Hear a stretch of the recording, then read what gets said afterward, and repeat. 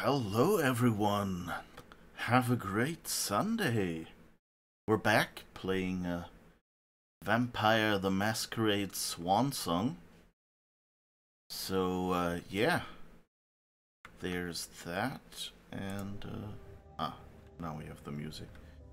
Don't know why it seemed like it was switched in, but it wasn't. Weird.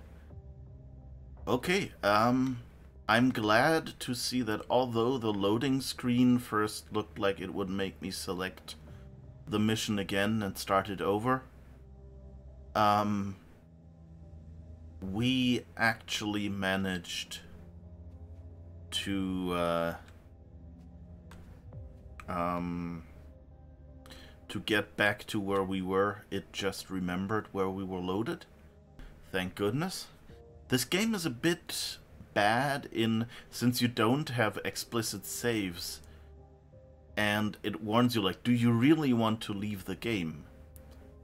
But it doesn't tell you that it saves, you know, and usually you get the warning, do you really want to leave the game, because you have unsaved changes.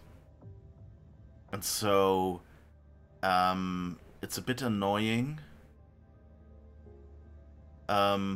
that I wasn't, you know, like, I was very unsure when I ended the game. And of course I have to, you know, shut down the computer.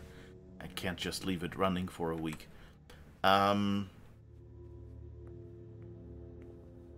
Interesting. Anyway. Yeah, so...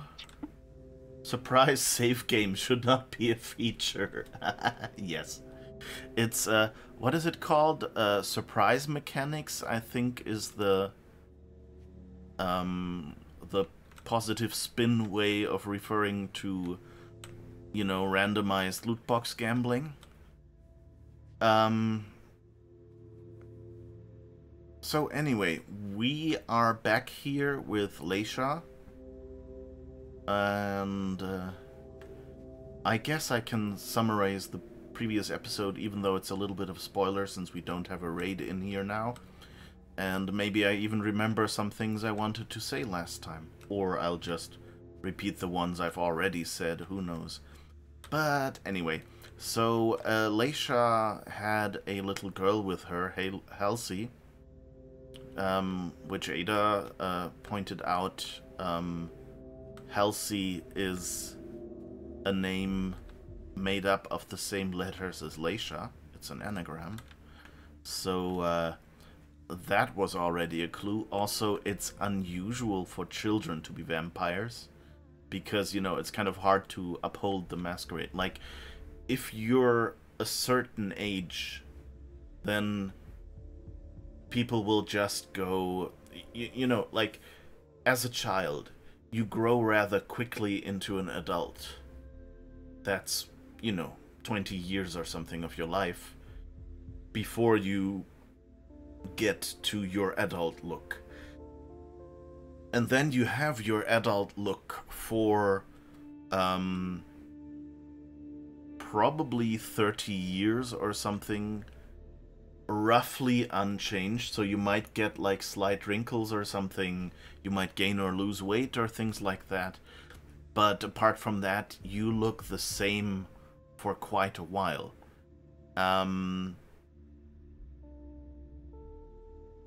30, maybe even 40 years, I don't know. But like after about 30 years, you start like really showing aging. It depends, it's a little flexible.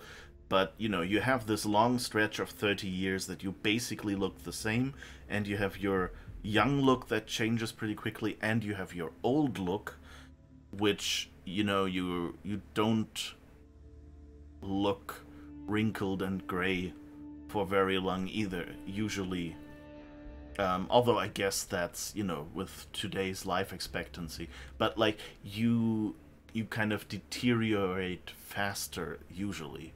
So it's, again, like in childhood, but not quite as quickly, you look, you change a lot. So people will catch on to a child looking 10 years old for more than 10 years, you know. So it's hard to uphold the masquerade and pretend you're a normal human, and live in the same location for very long. So that's why it's really unusual for children to be turned into vampires. Give me a second here.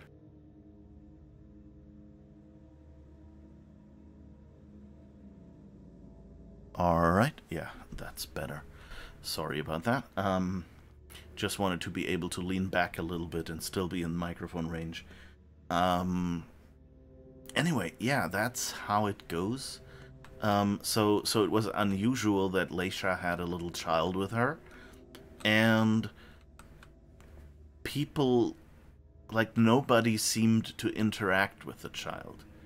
There was early on a voice line about Hazel sending a gift for Halsey, but you know, that's just like if you want to appease someone's madness. And we also know that Leysha is a Malkavian, and Malkavian are predisposed towards mental illness. You know, they're, you know, it's that whole cliche of genius and madness being close together. A lot of them are scientists and do some really great work, but they're also just a bit wacky.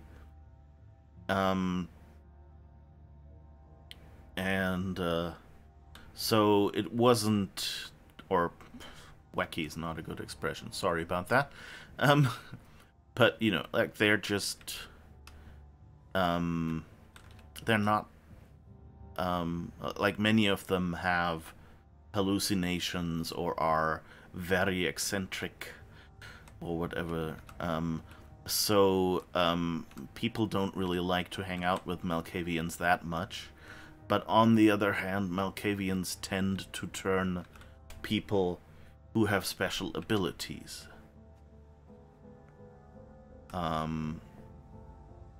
Like, you know, like Leysha's gift of prophecy.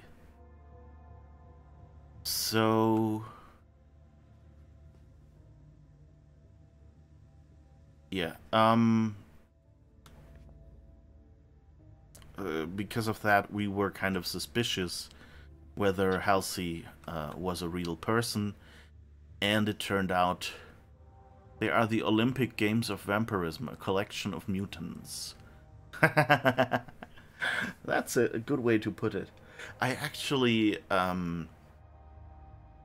think it was called Dragons, or something like that. It was a comic book about, I think it was a French or Belgian comic book that, I read it translated, of course, my French isn't good enough for that.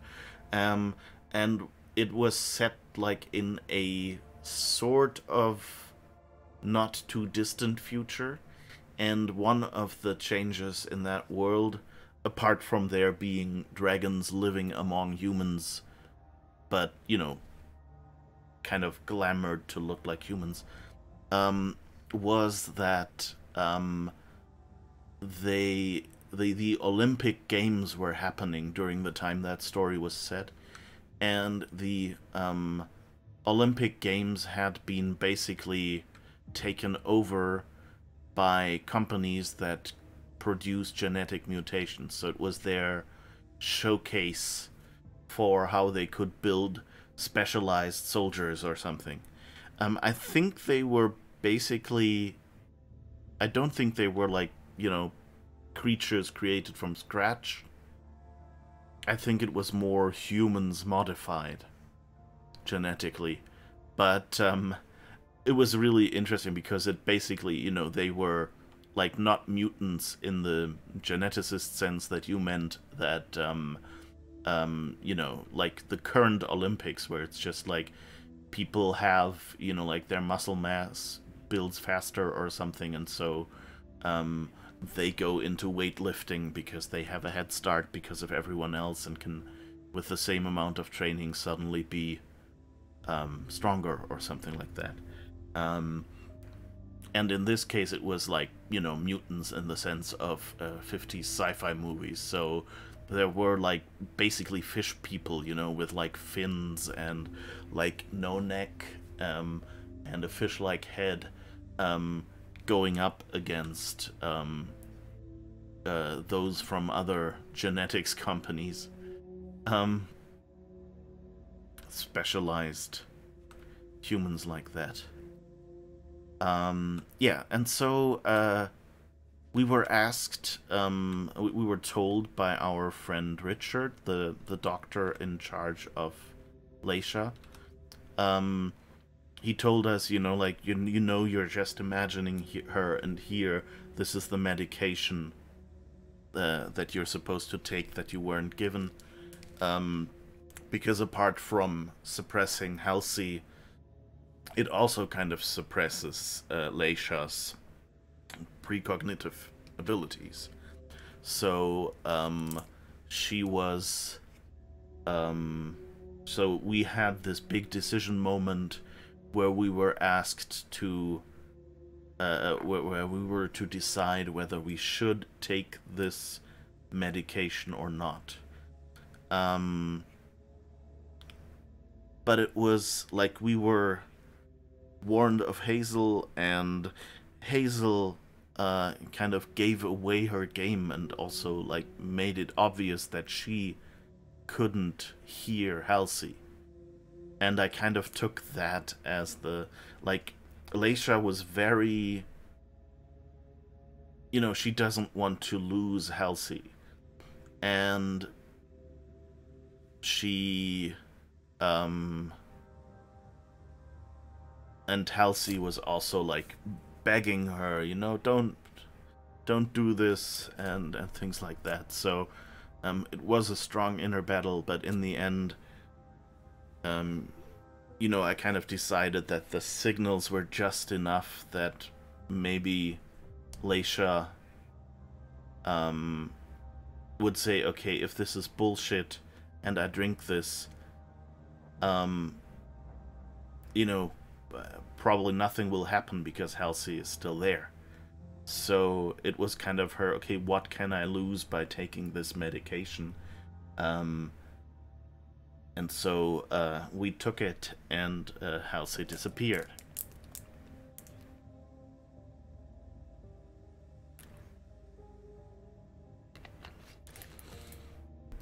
Yeah, and so that's where we are. Now we're running around in this red salon, is I think what it's called.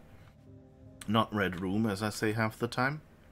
Red Room is where Black Widow was trained, so slightly different.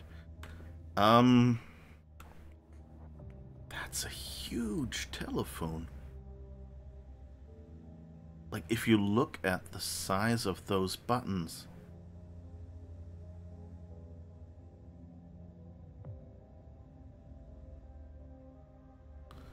That looks like compared to Leysha, that looks gigantic.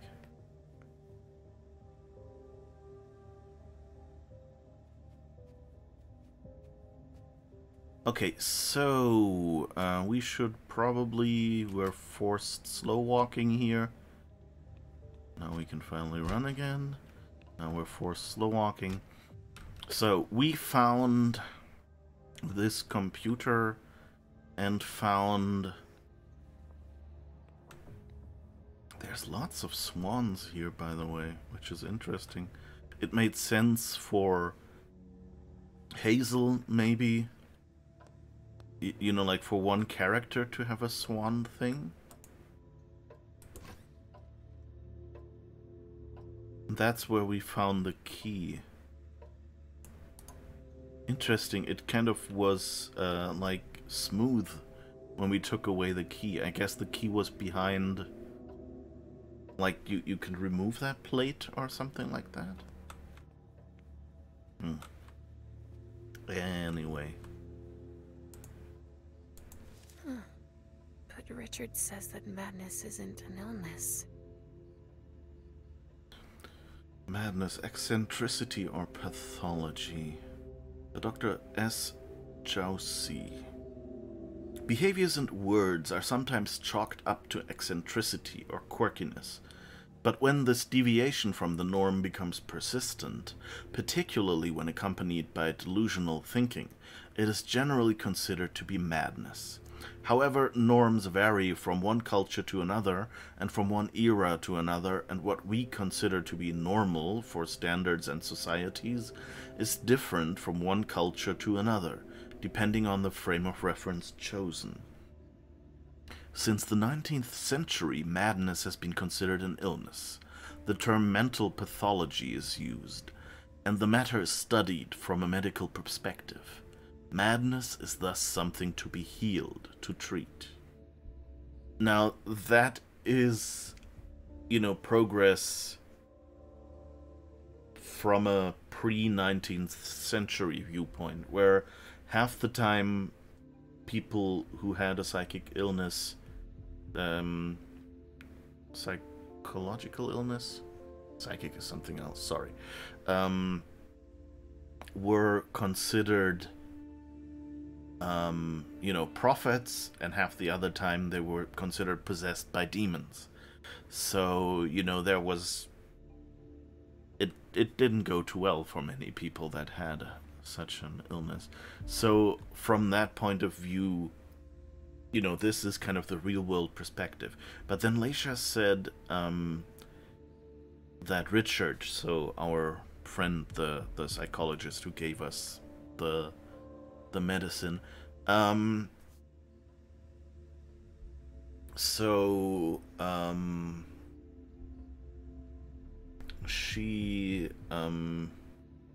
Richard says madness is not an illness, which, from the point of view of Malkavians, is true.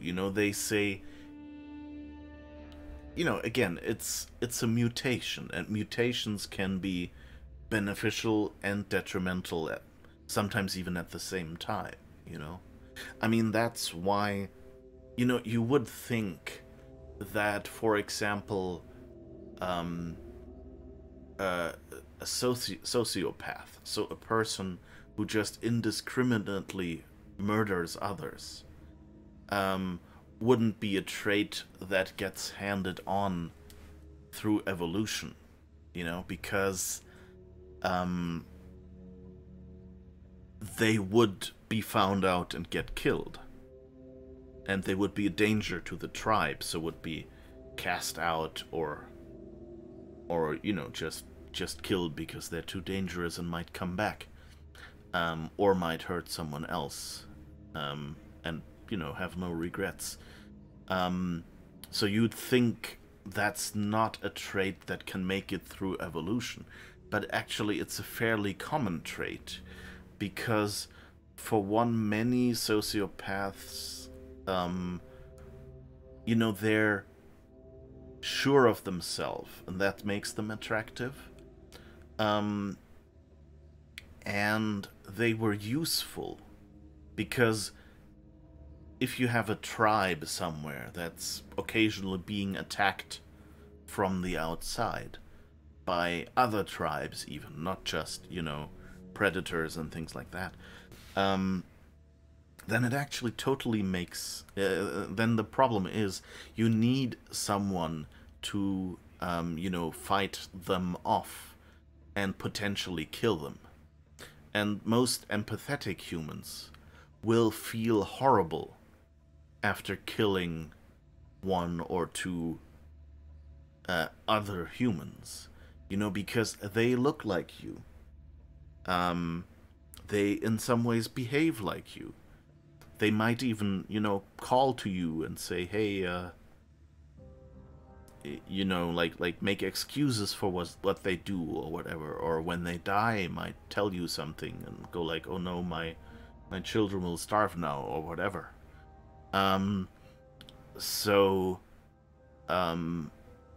The protector of a tribe was often not very, it wasn't a job normal people wanted to have for very long.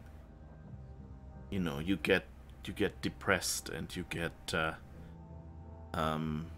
yeah, disillusioned at best. And so if you have a sociopath in your tribe, of course, they don't have a problem with that. So many tribes took people with sociopathic traits, or I don't even know if it was, actively. It was just you realized that this person, they probably saw, like, when there was an attack and someone got killed, it didn't faze them. So they kind of went like, that's a job not many people do. Maybe I can take that, do that job. So when they ended up in such a job and people realized, okay, they are tough, they can take this, that's how it looked from the outside, then they just made their guards the sociopaths of the tribe. Or at least, those were the ones that lasted the longest in that job. And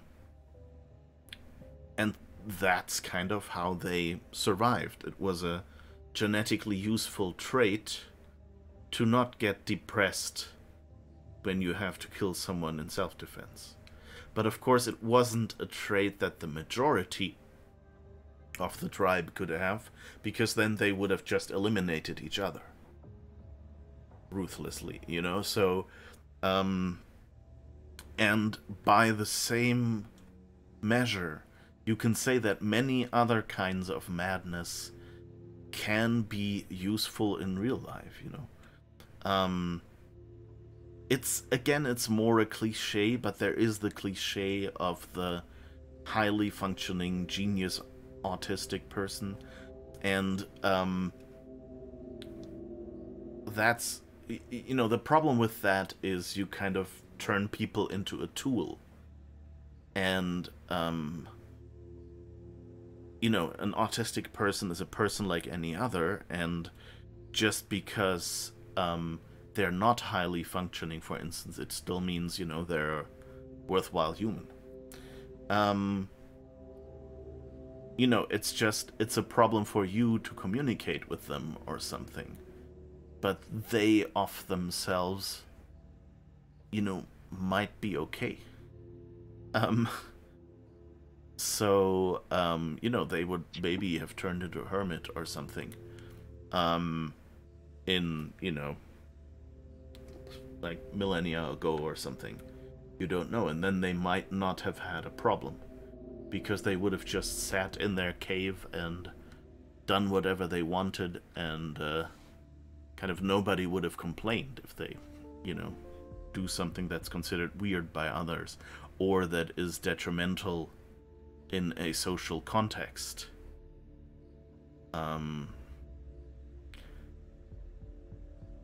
So, and that's kind of where that Malkavian viewpoint comes from, that madness is not an illness. So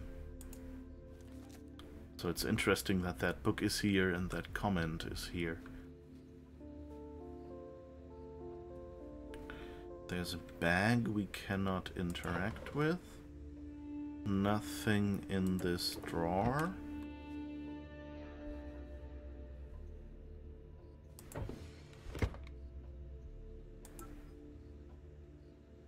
And now we have this document, and that contained some codes that we used last time. During test 47 of Trajax MG, Trajax, I think is what they pronounce it, right? It was, I just remember, it was a weird pronunciation that I wouldn't intuitively have done. Of Trajax MG, I observed dreamlike activity in a kindred. The formula isn't perfect, but this experimental accident allowed me to work on interpreting the event with the subject. To better understand this phenomenon, a former European colleague once advised me to read Freud's work, specifically the volumes on this subject in the following order: 3, 5, 4. However, my recent observations led me to question this recommendation. So, in the shelf, we found Freud's books, and we pressed, I think it was 534 that we pressed. So the second combination, because however my recent observations lead me to question this recommendation, it seems obvious to me that for psychoanalysis to contribute anything to the understanding of this phenomenon in Kindred, Volume 5 should be read first. That's why 534 and not 354.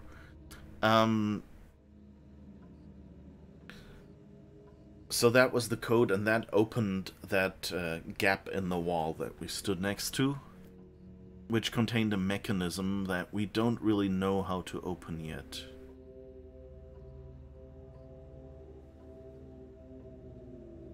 Or did I do 354? I don't remember. Personal notes. A careful reading of the aforementioned publications has led me to reconsider my psychoanalytical understanding of the unlife of Kindred. Thus, the origin myth of Oedipus will show the way to a solution to the one who can interpret it. Always. It will reveal the tormented secrets of the blood in all its darkness. Okay. So it says that will show the way. We tried a bunch of combinations, but for some reason... So here, this is this, and this has a mechanism. 4 different things, and their directions. They're like up, top, right, so basically compass directions.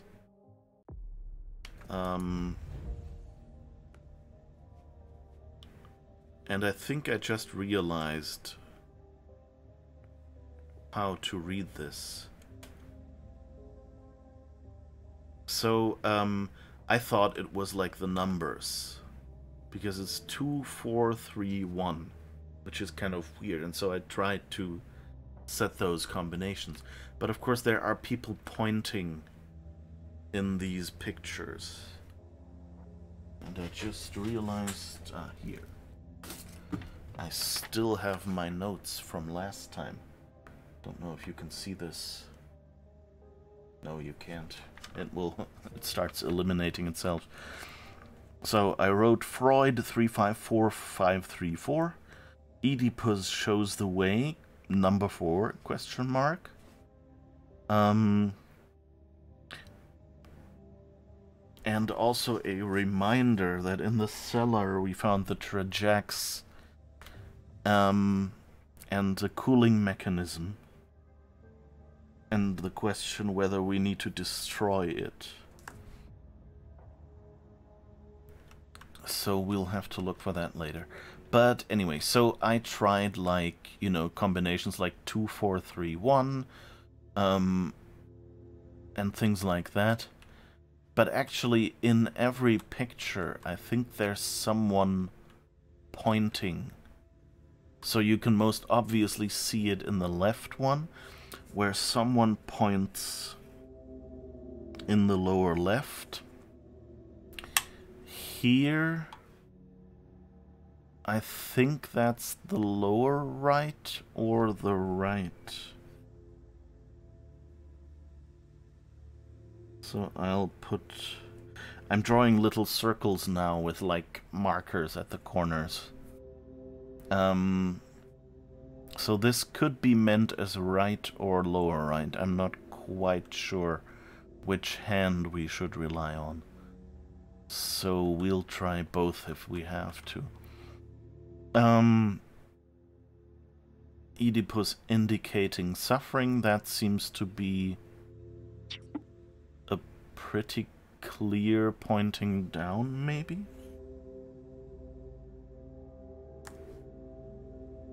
And this one seems to be a pretty clear pointing left. So the problem, of course, is it Oedipus everywhere who is pointing? Then this second one might be left. And this one may either be down or upper right.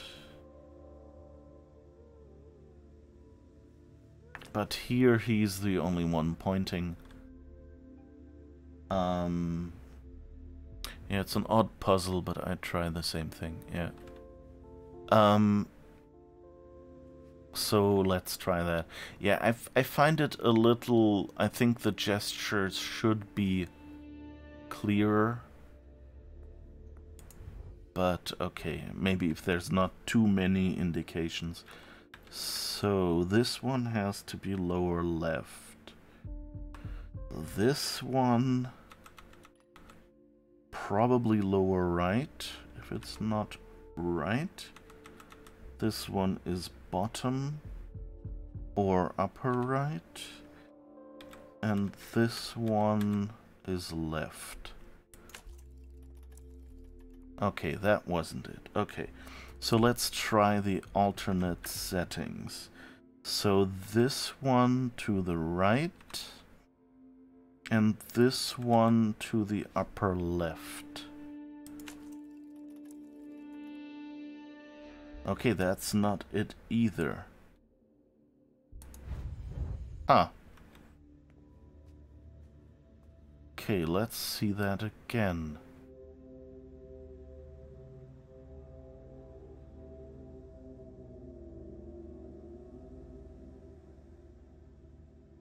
Oh, or maybe the order is the numbers. So that would be, the right one is 1, 3, 4, 2. Okay, we have enough different choices now. Okay, so let's try this. So 1 points is the last one and points to the left. Then 2 is the first one, which points to the lower right.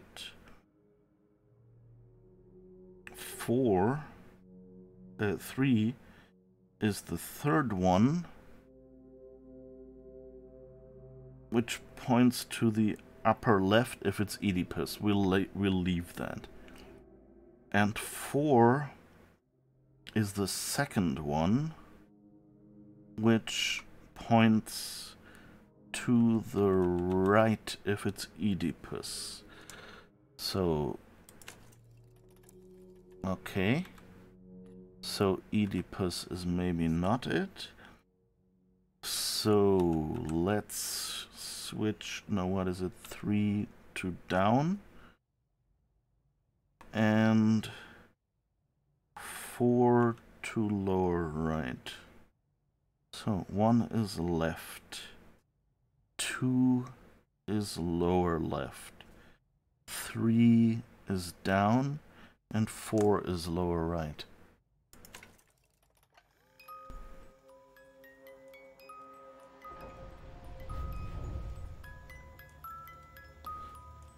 Again, Swan Lake.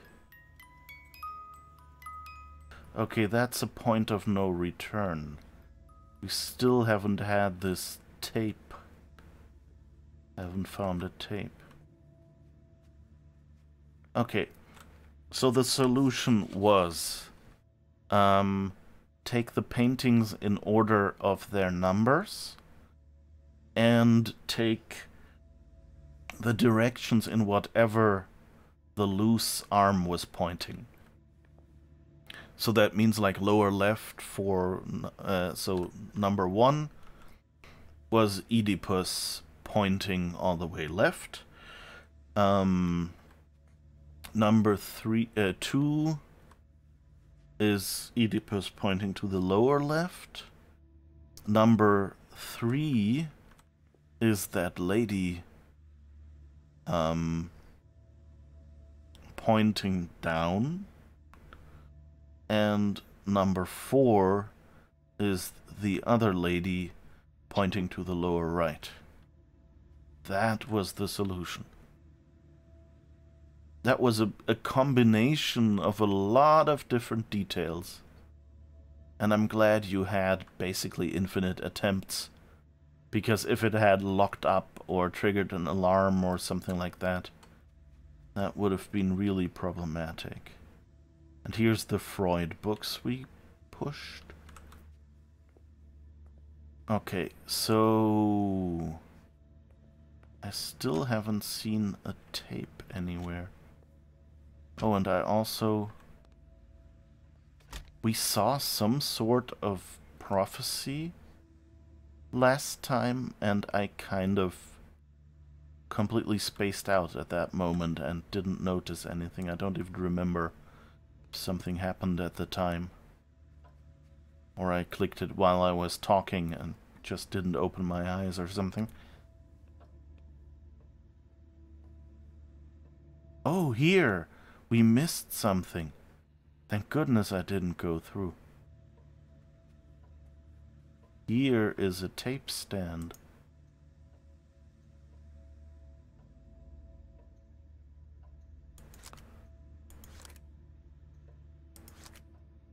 Okay.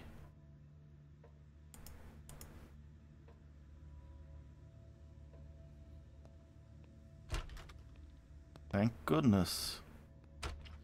That could have gone badly. Good old-fashioned tapes. And a tape deck. Tape number 7. Play. October 28, 2001. Patients 211 and 216 exhibited the first signs of intense resonance increase. Both sanguines went from low resonance to a level never before achieved. What a flavor. I must admit that even I find it hard to resist. Unfortunately, patient 211 suffered the consequences. I will continue exploring further in this direction.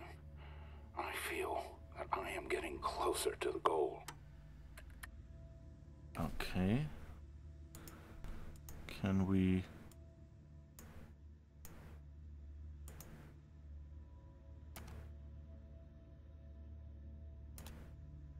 Ah, you switch between...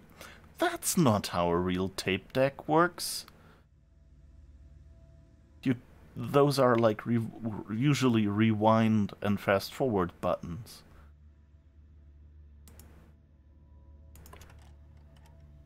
June 17, 2008. Beryl and I are going to create a blood bar of a much higher quality than I thought. I will once again be able to focus on my research and oversee the work of the members of the Chantry. Beryl and his mad ideas. Ultimately, the prince was right. The solution for hunger is in my research. If we manage to stabilize these effects in more inconspicuous containers, we will become invisible to the rest of the world. Okay. January 27th, 2002, 2240. I thought I was close to a major breakthrough last month, with the promising results from the new types of XXX chemical doses. Unfortunately, it seems I got ahead of myself. It appears that the dose of amphetamines that I gave them was too high. There must have been an error in my calculations. Patients H216, H217, H222, H225, and H226 were lost in the experiment. I must ask Wyatt to find new test subjects. All of this time spent preparing them, wasted. Okay. That was not quite as useful as I had hoped. We only had 3, June right? 17, 2008. Beryl and I are going to create a blood bar. Okay. 2008. October 28, 2001. Patients 211 and 216 exhibited the first signs of intense resonance increase. 2001. January 27th, 2002, 2240. I thought I was close to a major breakthrough last month,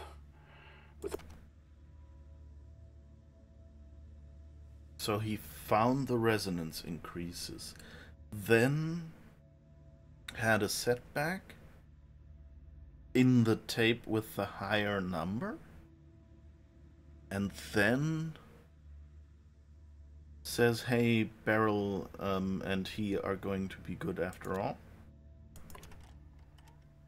June 17, 2008. Beryl and I are going to create... Yeah, okay.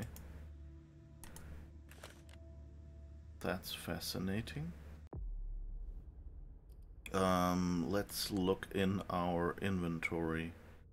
We still have the 3 tapes. Okay. So I think we're at least not leaving anything behind. Okay. Don't know if that removes suspicion or if that's just a bit of background they wanted to give us.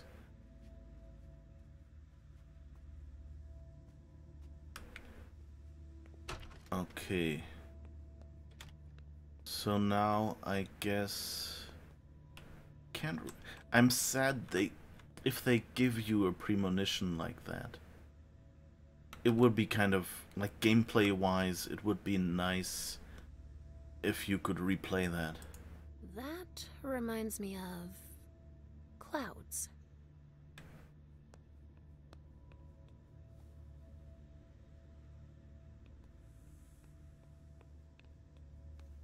Oh, the ink blot test. This one's a butterfly.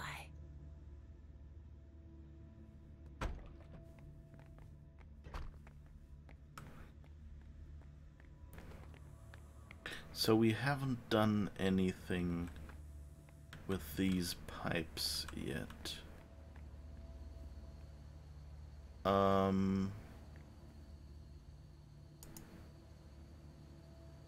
Didn't we destroy these?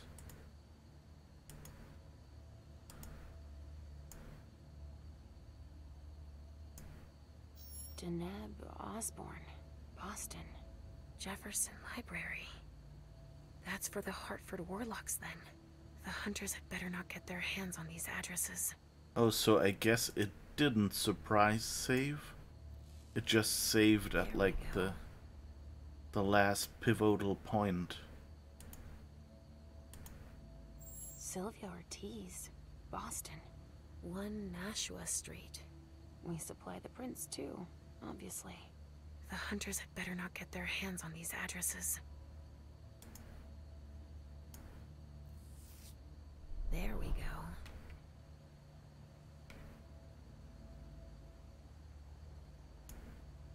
Wyatt. No address. Surprising. The hunters had better not get their hands on these addresses.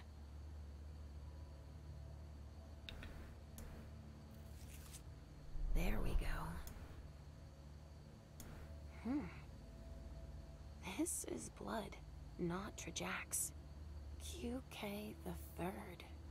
What the hell is Wyatt doing with that? Quentin King's blood. Oh.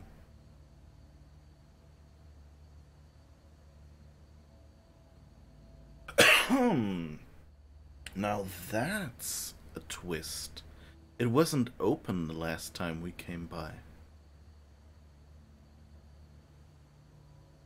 But that's... oh. Remember that Wyatt is the driver guy upstairs who we met in the parking garage at Moore's. So that means he was telling the truth about having Quentin King blood. This is blood, not Trajax. QK the Third. What the hell is Wyatt doing with that?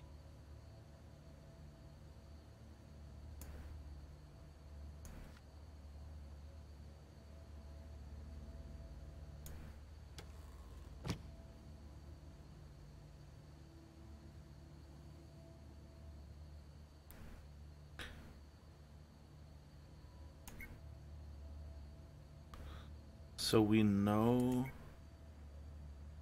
that Trajax doesn't survive unrefrigerated.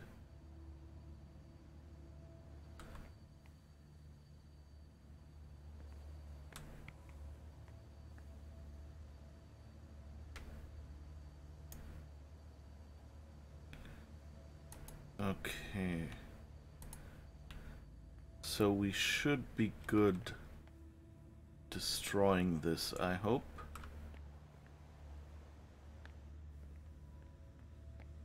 The question is what to do with the rest. Can we talk to you now? I don't have time for this, sorry. Yeah, and you want us to find Quentin. Ugh, I can't even force it. Don't touch that door. Don't you have anything better to do? It feels like something's missing. Right, we still need some sort of flywheel or something.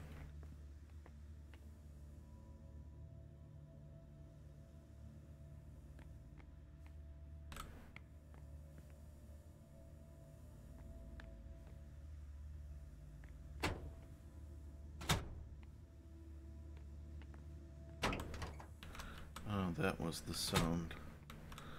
The door auto-opening for us. Okay. So, nothing here. Is there anything out here? This looks like a place where a flywheel or something might be found. There seems to be something over there on that pipe, but I don't think we can go there.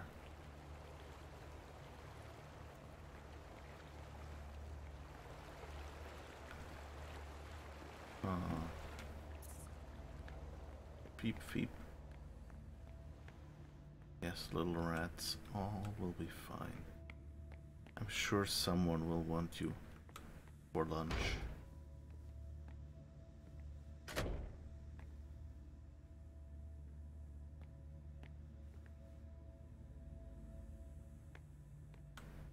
I like that they thought about this place, mostly.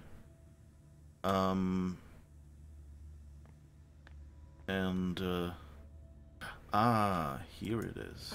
That's of no use to me right now. No, it is. That's of no use to me right now.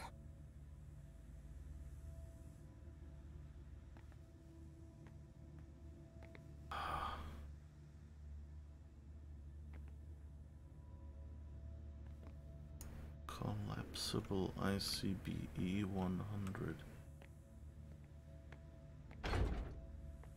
Let's see if we can now go back. And she'll say, I could use this. It feels like something's missing. Yes. Get lost. Barrel. Whose name is Barrel? Last name is probably Gun. No, I know it's Underwood, but... That's of no use to me right now. Why not? That's of no use to me right now.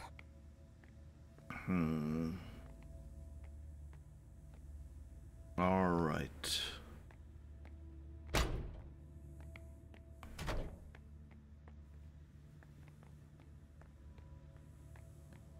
I don't suppose I can take this one off. No. Apparently the pressure's right.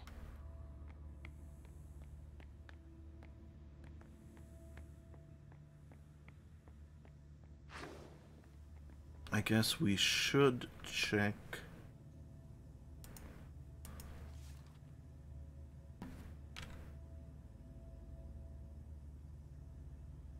So we can't take this with us, so we can't really make this not suspicious. Richard Barrel.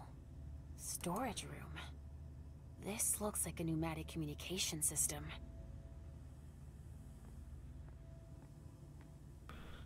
Yeah, I think we already took the stuff out of there.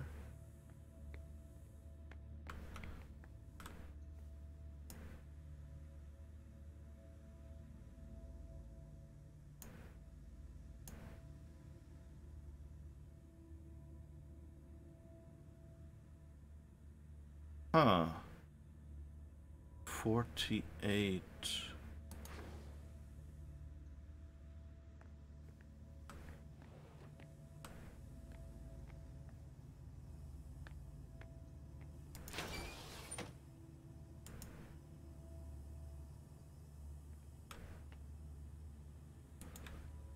Okay, we can't close this.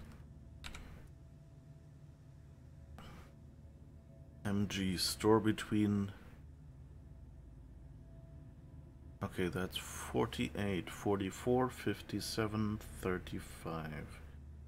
48, 48, 44, 57, 35.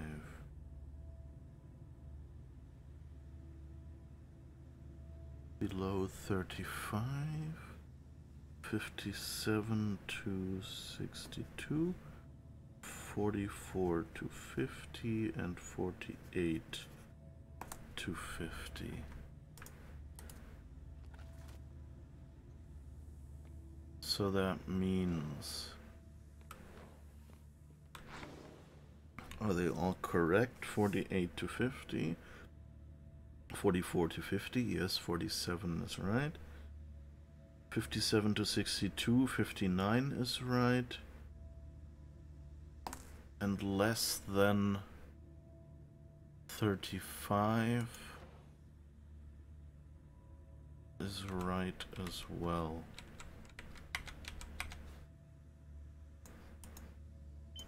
Ah. Okay. So it has to be 48 to 50. And that has to be 44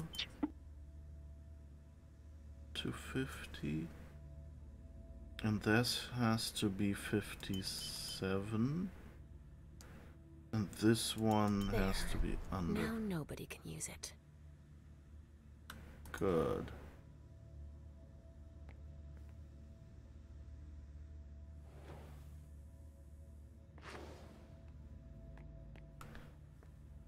So what is it with these pipes now? Apparently the pressure's right. Where does this pipe go?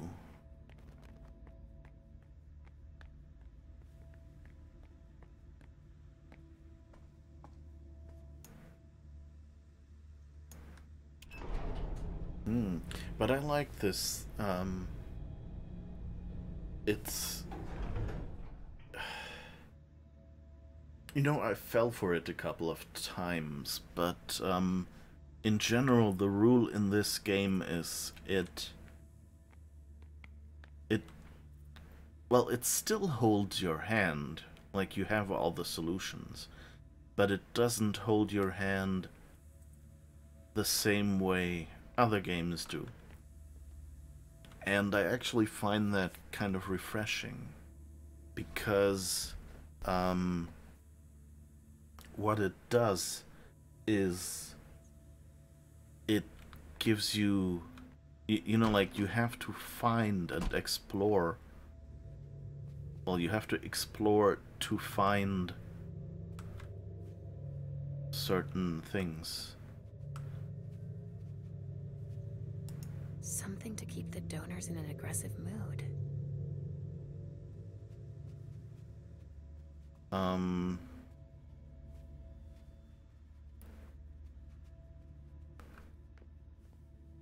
And so, you know, you could have you know, missed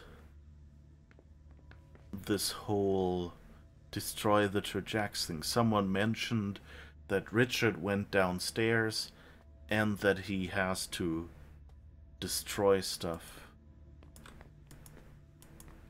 Hello? I have to cover our tracks as much as possible. Understand? But they're rather... you know, it's not as if the game gives you the mission objective. It's just find stuff, isn't it? Send wire to see Burrell. We've tried that. Find and get rid of the most compromising evidence. That's all you get. But it also shows you haven't done that yet. So... okay, so the mission objectives are there. But maybe not quite. Sorry, I've still got work to do. Is there anything else here? Doesn't look like it. You can't come through here. Just the convoys. Sorry, but only Wyatt and the vessels can go out this way.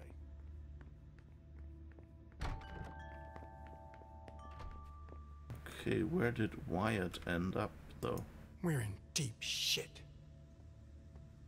We're not open for customers. We're closed. I'm not here to imbibe. I'm looking for Richard. Have you seen him? Yeah, he gave orders to the staff. And then he went to the rotunda in the back. Is there someone named Wyatt here? Yeah, but he's transferring the kind right now. He shouldn't be long. All right. All right. We're not gonna have enough time. And that's kind of the indicator why Leysha has to do all of this.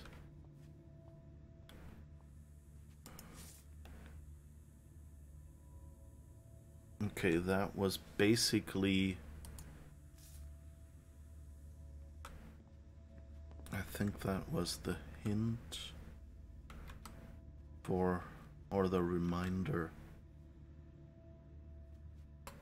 to find the woman who had locked herself in the room and find her quote unquote, what was it, blood resonance? Blood type, quote unquote blood type is what I meant to say first. But resonance is what this game always calls it. And I think resonance is actually from the Vampire the Masquerade RPG.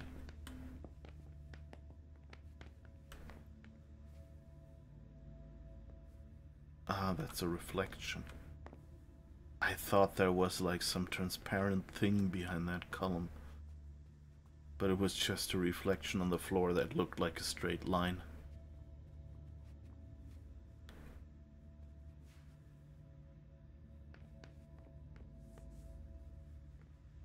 Is there anything on here?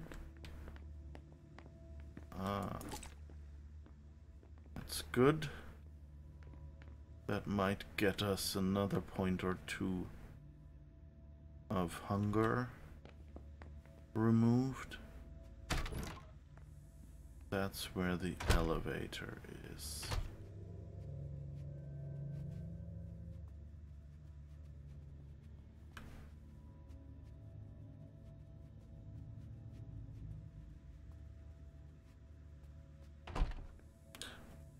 Oh. I don't think we've been in here since she left herself out. Finally. Or rather, we encouraged her to take medication. Halsey's teddy bear. What? Wait.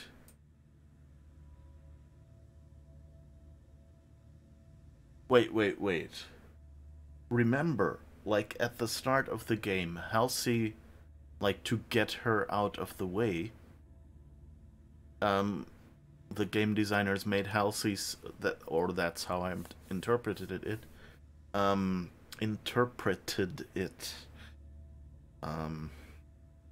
anyway, so Halsey told us, hey, I'm going to go into Richard's place and look for my teddy bear there. And she couldn't find it. When we arrived, she was still searching. So this kind of... So either we're just imagining this teddy bear, and it's kind of, you know, just a little bit of hallucination bleeding through, showing us that the medication doesn't fully help. Or that thing at the start was a memory of Leysha. You know, it kind of seems...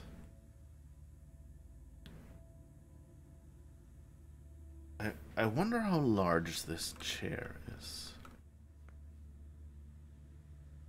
Like, the neck rest seems high enough for an adult. But the foot plate seems a little... Well, I guess even for an adult that would work.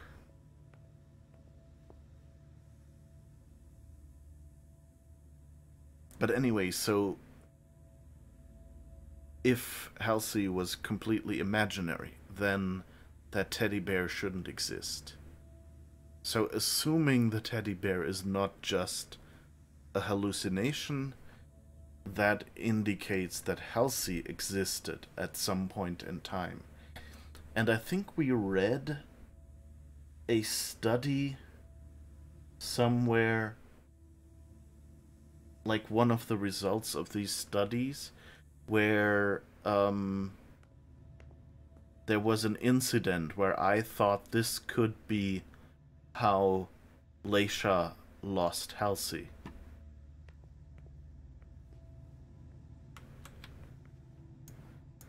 Okay, I can't even walk towards this.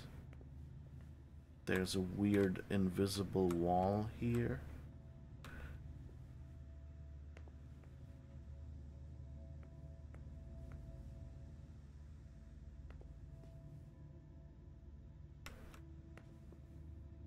Alright, but I don't see anything else. Just lots of upside down electrical outlets.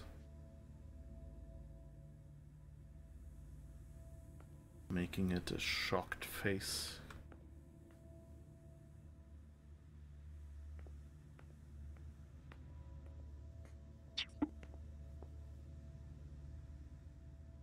And it confirms helpfully that you are on the right or wrong way. Or maybe it's a trick within a trick and everything is a hallucination of the teddy bear. Sounds plausible. Okay, so I don't think there are any other interactable items here. Betty was right. The vessel locked herself in. There's actually a card up there. But I guess we already have a card, so we don't need this one.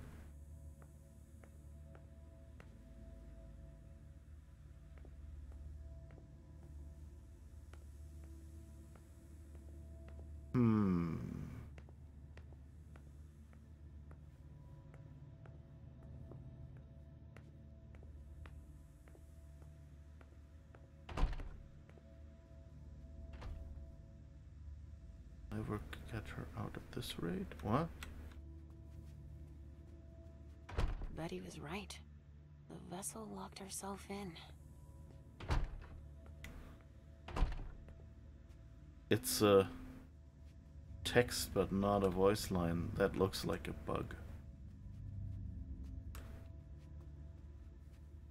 Okay.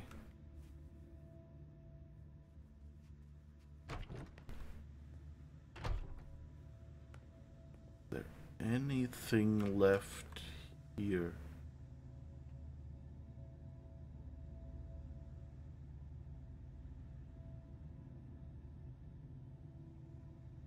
The music just confused me a little.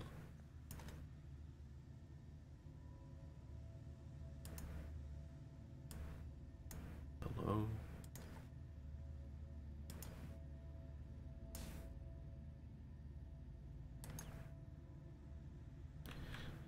So we tried to talk to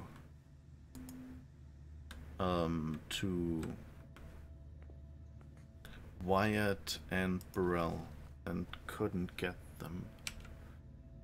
Or Beryl.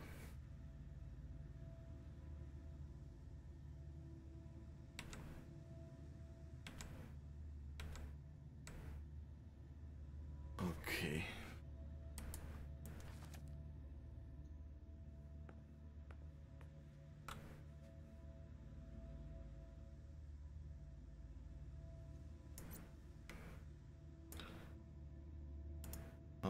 Okay.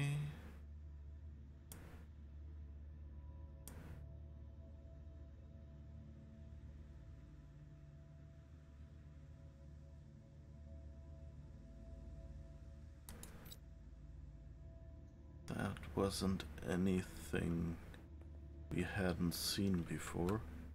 Sorry that I went so quiet and just quietly looked over it again. A pneumatic tube system. That connects with the basement, it looks like.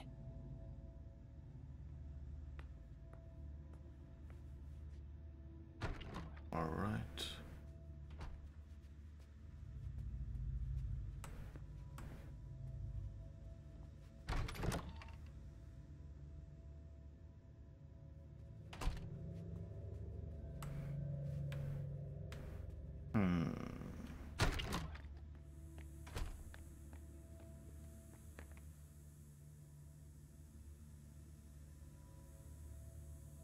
Can hardly read what they say. Call James Tuesday?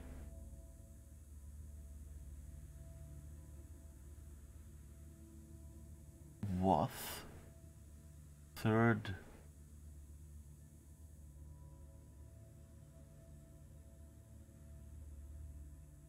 Cam?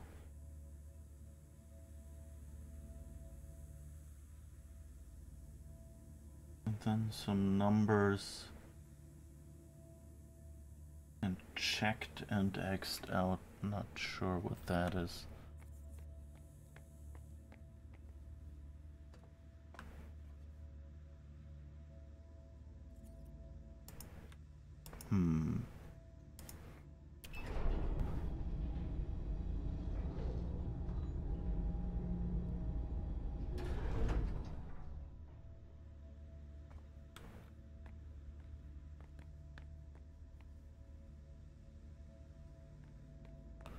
So are these drawers like in a morgue and they've run over?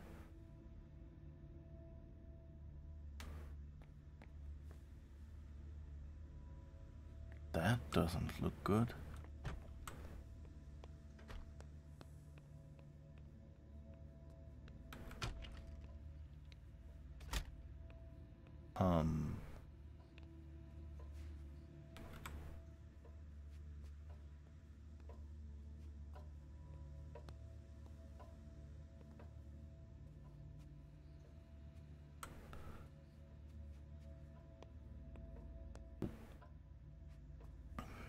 So I'm kind of tempted.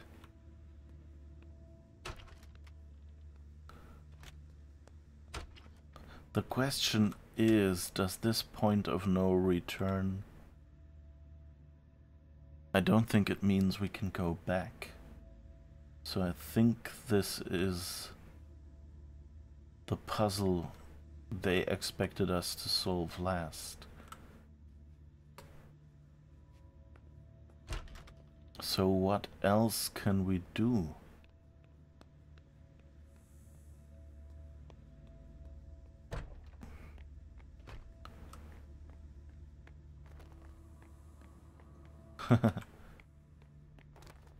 I like how these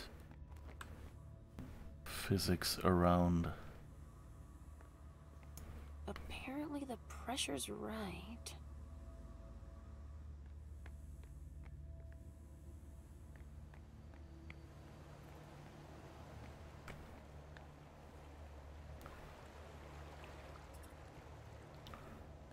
Hmm.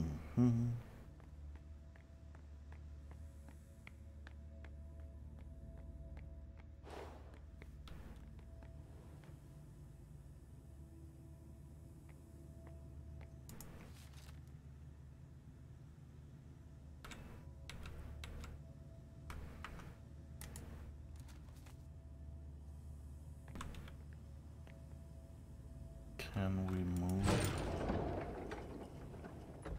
more? Oh. Better not touch that. But it's a puzzle.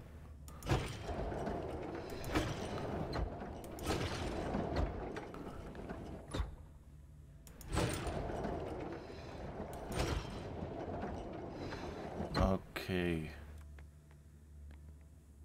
I don't think there's anything behind that.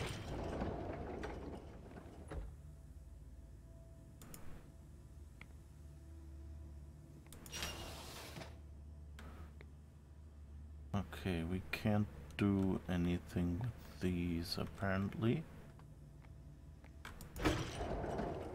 These were the ones we already used, I think. No. That's the next ones.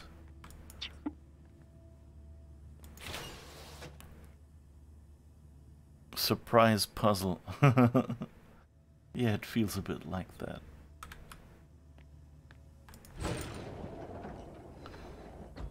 That's the one we used.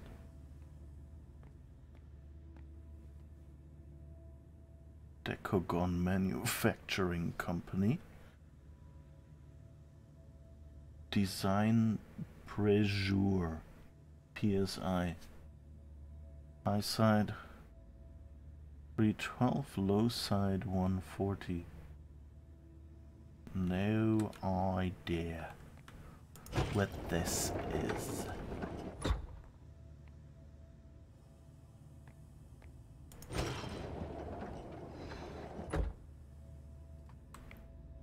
So I guess we still have to find out. Better not touch that. Raiders, protect the kibble! Whoops. Joe, hi, how's it going? Hello, everyone. The avocados are here. Yes, thank you for bringing your folks up over here. How's it going? How did it go? What were you playing? Let's see.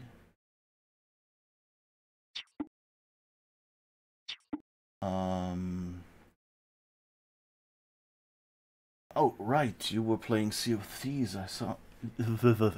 Sea of Thieves, yeah. Sea of Thieves. I saw that earlier, actually. Yeah, how did it go? Unfortunately, you have to raid and run, but you hope I have a good stream. Yes, I'm enjoying it very much. I actually solved the puzzle I was stuck on at the end of last stream, so that was good. Took me only 4 more attempts. First try! So I'm hoping that the rest of the game will also progress successfully then. Have a great afternoon then, wherever you're headed now. Or, yeah, I guess we could call it an evening now. It's, what, 7 p.m. for you by now. So, okay, yeah, see you. So, to anyone who came in with Joe? 5 p.m. Oh, okay. I did the math the wrong way. Oh, right, yeah, it's always later for me and earlier for you. I just remembered that whenever I wanted to catch Doctor Who on the satellite, they always promised, oh yeah, it's at 8 p.m. And then I had to go, no, wait, for me that means 9 p.m. It was always on so horribly late. Catch you soon. Yeah, thanks for bringing your folks by here, and have a good rest of your day. Yeah, I don't know if anyone else came along and stayed, or if you all also had to run off. I understand that, you know, you schedule time, so it might not always be in the cards to stay for the raid, but for those who stayed here, we're playing Vampire the Masquerade Swansong, which is kind of like a point-and-click adventure. You can see it's 3D, third-person chasing camera, or whatever you want to call it. We're playing as Leysha, who is a Malkavian. That's a vampire clan. That little red splotch on her forehead is where some priest kind of marked us in the previous quest, which we could have avoided if we hadn't been so nosy.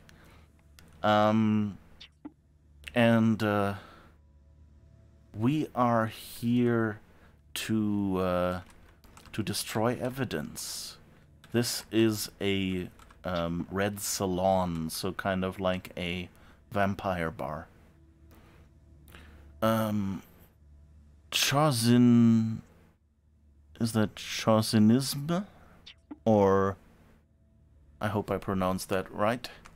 You said you'll hang for a bit. Been waiting to see this game. Cool. We're not crying at all. No, not crying at all about people leaving. How do I like Chosen is me? Ah, okay. Chosen is me. Yeah, that fits.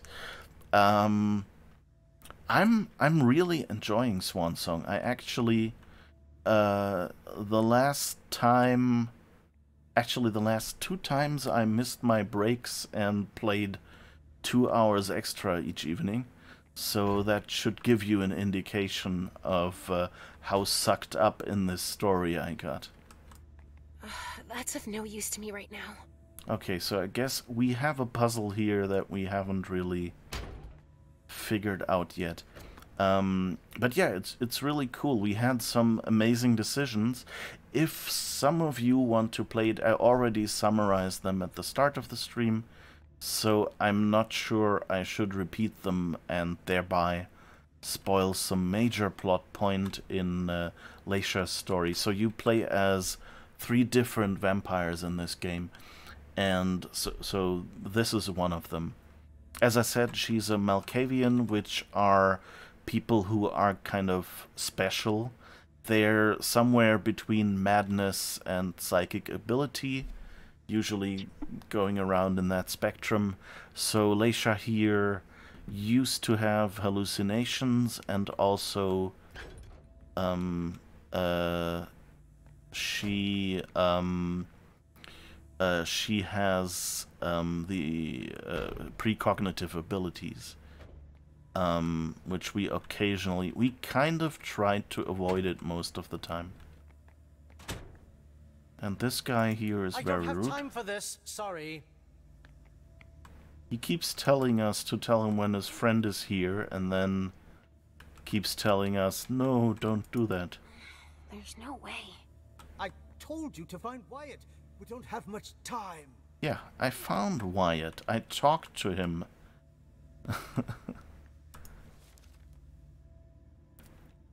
So, but yeah, I'm liking it. If there is one misunderstood game in 2022, then that's Swansong. I've seen so many people hating on it. Yeah, I mean, you know, like, it's not a AAA game. You feel the limitations of the budget. There are some things that feel rather clunky, but And there are some things that to me feel a bit like they're trying to force you to replay the game even when technically it wouldn't be necessary. If that makes sense. So sometimes it's just you have this either-or situation that doesn't quite make sense. So those would be like my main criticisms of this game. Oh, and then there is that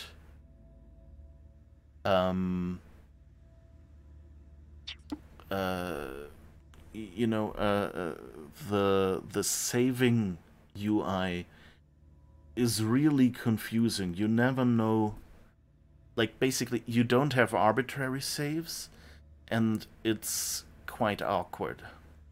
Yeah, but it never should have been AAA game, so that's not an issue if you ask me. Yeah, totally. Like I don't think it is a AAA game. It's the people who made the console.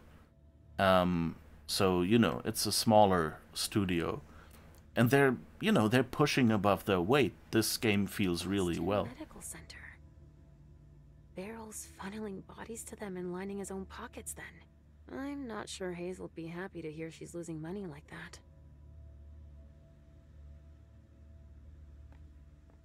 Alright, we've seen that already. But yeah, no, I don't see it as... Like, I think you should know it going in. Like, some of the material you see about this game, you know, looks too good, and people might go in expecting that kind of big-budget game. And it feels really good for... Like, if you compare this with the console, it's a huge step forward.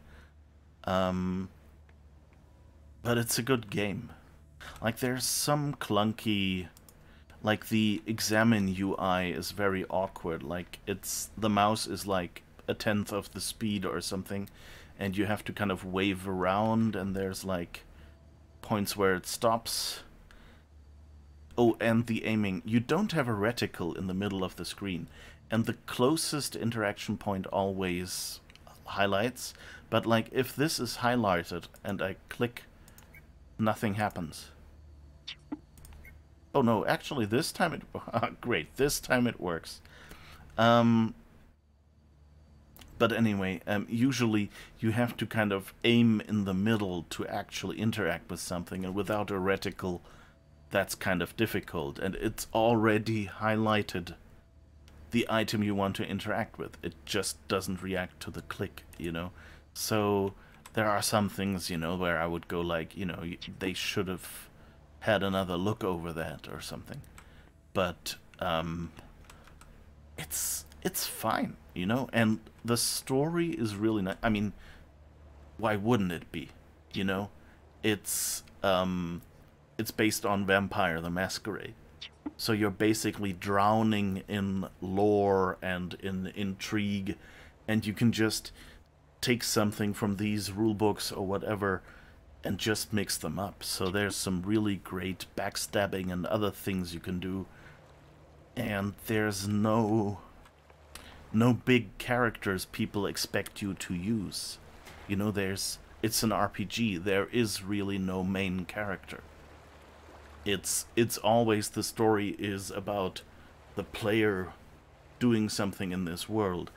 And so it's not like having a Stargate RPG, you know, where you would expect you know, to be playing or at least meeting, you know, Daniel Jackson and O'Neill and Carter and Teal'c and everyone.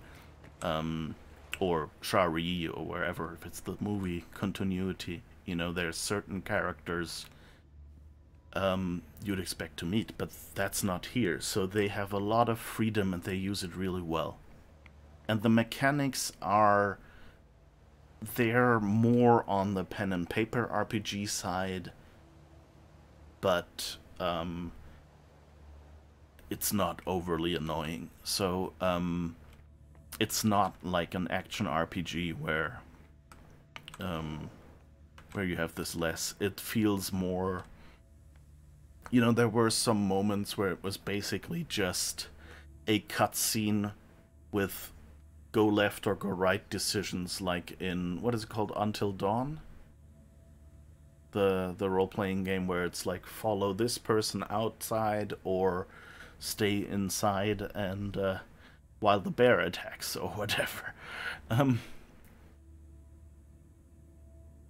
Okay.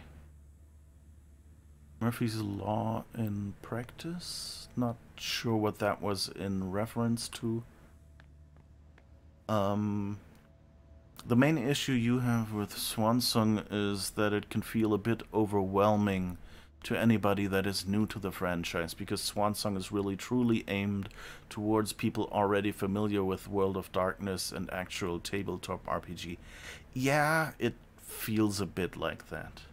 I think, now, as my excuse, I've always been interested in Vampire the Masquerade, and I watched that TV series that every Vampire the Masquerade fan hated when it released, because it wasn't enough like the RPG, so the Kindred the Embraced TV series,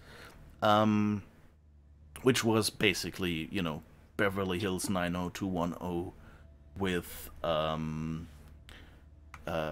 with vampires, sort of. But I never played Vampire the Masquerade as an RPG. I had, like, I've read like individual paragraphs and, you know, wiki summaries of some things in Vampire the Masquerade, so I have a general idea what it's about, and of course there are some motives that carried through to the TV series, but I'm not like a deep Vampire the Masquerade fan. But if they're forgetting to mention something fundamental, then I would probably not notice, because I already know the vague idea of Vampire the Masquerade. But I think if you, at worst, I think if you look in the codex, you should be doing pretty well. We read a bunch of these unread markers are not really correct, because due to a bug where I misunderstood how the save system works, sense the theme there, I actually had to restart off screen and play back to a certain location. And so those are all after I've read a lot of them already. But they have a lot of background explained in this codex, so if you take the time to read that, I think there's nothing you will miss. But of course a game shouldn't be made so you have to read pages and pages of codex entries. And I think they do a pretty good job explaining this, but again, I know it already, so maybe I'm just missing the things they forget to mention.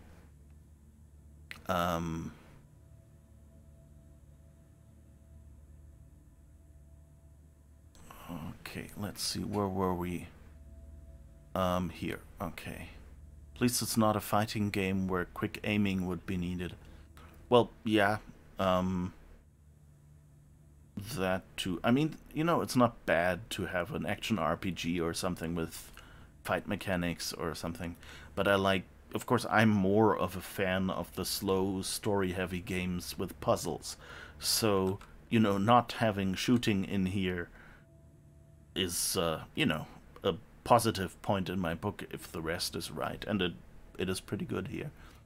I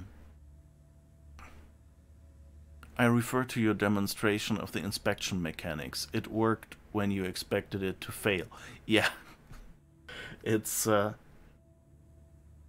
little weird that, like, you can tell that, you know, it's, maybe that it needs that precision aiming when you're not in inspection mode. I guess that's probably like a special mode that is more sort of 2D. Whereas when you're walking around, they're afraid that you know, might be aiming for something far back. And that's why they don't do it the same way. I don't know. But yeah, I watched the TV series, and it was nice, you know. I mean, if you know, like Beverly Hills 90210, but with vampires, or maybe let's say it's more Melrose Place with vampires, because you know it's 90210. They're too young, you know, it actually did a pretty good job of being an interesting show. Again, part of that was because they had all that background to draw upon, and that works really well here. You played 5th edition tabletop RPG, and you can confidently tell me that Swansong's mechanics are literally 80% of all 5th edition mechanics, which is truly impressive that they managed to pull that off without seeming it weird. Oh, that's really cool, yeah. It does, yeah, I mean, it does feel very, very close to the RPG rules, and that's actually something, you know, in a when I play RPGs, I like, you know, the whole sitting around with people, playing, and that you have these stats and abilities that kind of influence what you do. Because you need something, you know, to keep you from just making up random shit and the GM saying, okay, I guess if you have a good explanation, then that is, then it works or something, you know? So having that little random element is good. But I have to say, every time I, you know, collect the dice for a certain throw and calculate that which kind you need, and then I throw them, every time I do that, my brain, the back of my brain goes like, you know, a computer could do all that just in the background. And basically that's what's happening here, you know. You actually have this little picture of, I think it's actually like something coming towards you, kind of like a dice being rolled, and then this thing coming up, whether it was a success or failure. It doesn't actually show you any individual dice or numbers. It just, you know, internally does a random number and then does the throw when the stats don't work. And in some conversation situations, you actually see your stat and the opponent's stat, and can, you know, use focus to turn it to kind of fudge your stats up a bit. And so it's very RPG-like with these mechanics. And I personally think for me that this game wouldn't have needed that. But you know, it kind of feels too mechanically. It takes me out of the gameplay a little. I would have been fine with just saying, well, if you spec into this or that, certain options will be available or not, without any more detail, you know. It just says, you know, this is grayed out because not enough skill or something like that. Not enough domination, maybe, you know, something like that. I mean, I'm new to the franchise, and I cannot claim to know all the rules, but I like the background and how balanced it is. Vampires have powers, but are limited by the Masquerade and Daylight and backstabbing clans, etc. Yeah, that's basically it. Murphy's Law, if something can go... Oh, you mean in relation to me trying to demo the failure and then it actually worked, so it's kind of a reverse Murphy's Law. The going wrong went wrong, so it actually went right for once. Okay, now I got you. There's already enough action RPGs and not enough of these kinds of RPG games. Yeah, well, it's, you know, for me personally, I live for the story and the immersion. Like, Myst is, like, basically close to my ideal game. Especially Real Myst or the new Myst from last year, where they, where it's, you know, first-person 3D, and you can just walk through and interact with the puzzles and talk to random books and things. So I'm not really going out there searching for RPG mechanics in my games. But, you know, I don't mind them. I mind them less than combat mechanics, I would say. It's probably more that I'm not too familiar with them yet in computer games, and so you know, I still feel kind of uncertain under pressure whenever one comes up. And I think that will probably change the more games I play like this. So, you know, it's fine. But, you know, if they had decided to make it more like Myst, that would have been fine for me. But, you know, yeah, it's right. You don't see games like this very often. And I'm glad that they made one again. They even replicated the pace at which you earn experience and level up. It's really slow, and the game is really greedy when it comes to XP. And if you don't do a shit ton of extra things during your session, you will get only a handful of XP instead of fair amount. Same like Swansong. That joke played out better in your head.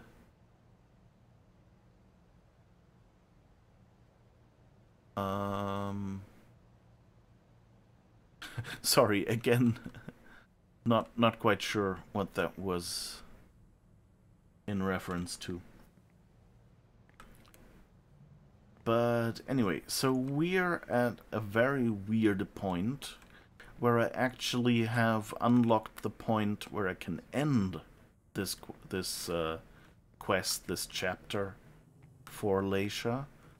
I still have, like, Better not touch that. one item that I don't know what it's for. If that's an alternate solution, or if it's you know, I have this thing with the wheel. That's of no use to me right now. That's a loose wheel, where she refuses to take it.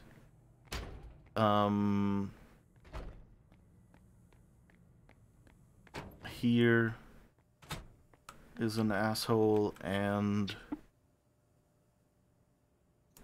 It feels like something's missing. yes, that wheel from the other room, Leysha. Here's that nice lock. I can't even force it. Don't touch that door. Don't you have anything better to do? So, yeah, we've already read this list. Thanks for the help. Oh, there's an envelope full of money.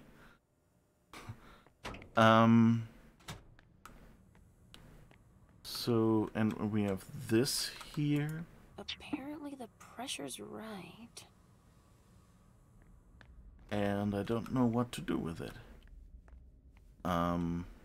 My guess is we have to trigger something else. Can you talk to Wyatt again, or are all options used already? Wyatt's not there right now. That's the weird thing. So, we've opened this door, and we could enter, but that's a point of no return. So probably not where we should be going now, since we still have unresolved quest items.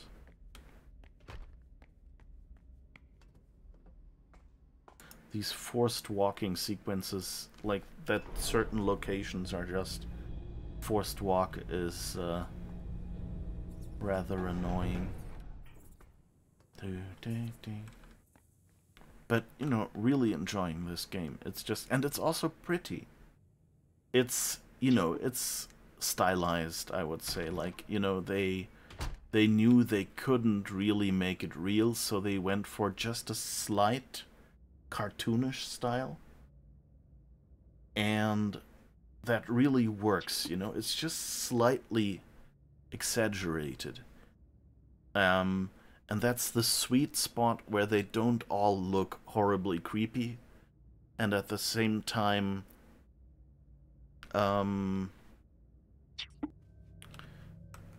it feels like it's just naturalistic. You never managed to talk to Wyatt, but you have a theory that you might need an obfuscate power for that, because one power allows you to assume identity of oh! That's a good point. Maybe we should have scanned Wyatt. Or Beryl.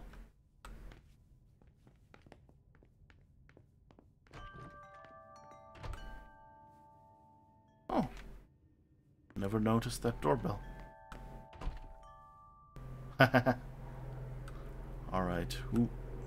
Today's lots of planes flying over. Wow, this one is a loud one.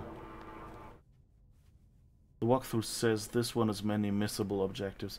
Yeah, I missed a few where it was just me forgetting from one playthrough to the next, or even from the start of the end, that something else was still there and things like that, so it's easy to miss some points.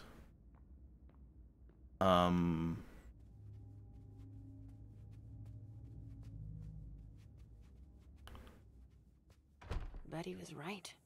The vessel locked herself in. Yeah, we've already solved that. But it's a good point. We have the ability to pretend to be someone else. So, let's go back to...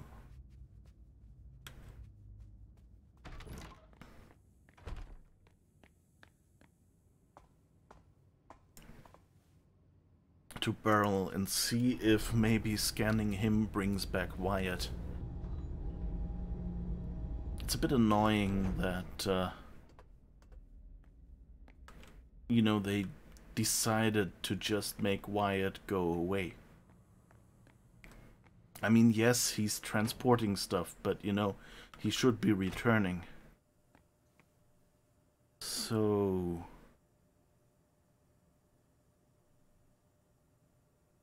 Wait, but we don't really...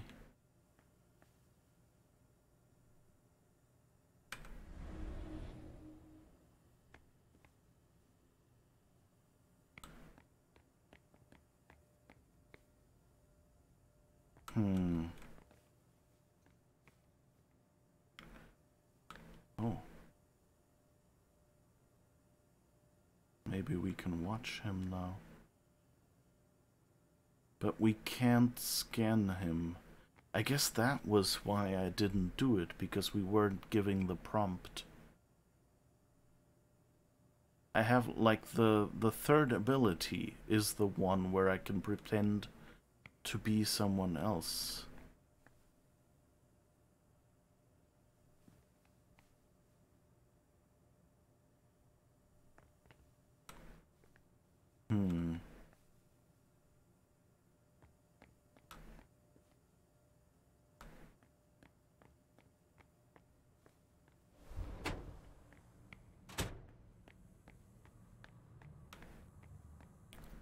Let's see.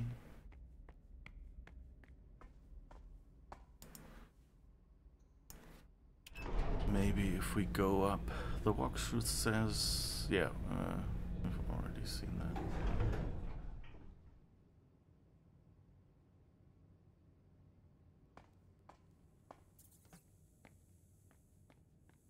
I mean, I think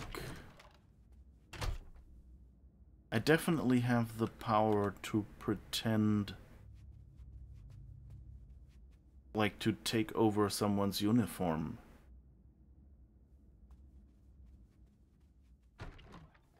That was the wrong thing. We just need the open doorway. This, no. This one. Is there anything here that I've missed? No, doesn't look like it.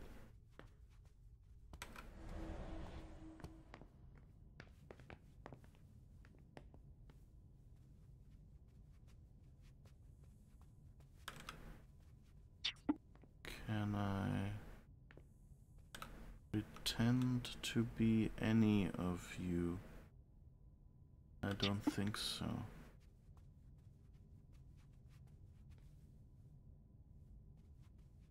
Did you already use the order of the books as a code on anything? I don't mean the swans. Yeah. And the keypad, I don't even get a prompt to type in a number. So that's not an option. Yeah, but I think you need the actual power to... Yeah, I don't remember if I picked that power or not.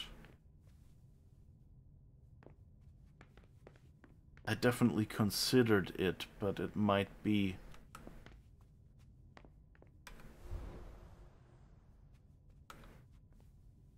I guess I can see that.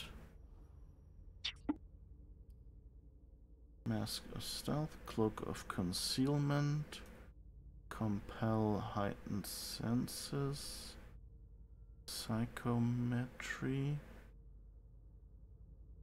one additional uniform, Doppelganger. Ah, I guess that's the one I'm missing. Ah, that might be unfortunate. That I spec'd into the wrong thing. And I know there was this one quest previously where we pretended to be the other guy, you know, so we... But I think that was because we got something from Richard, right? That's probably why it worked.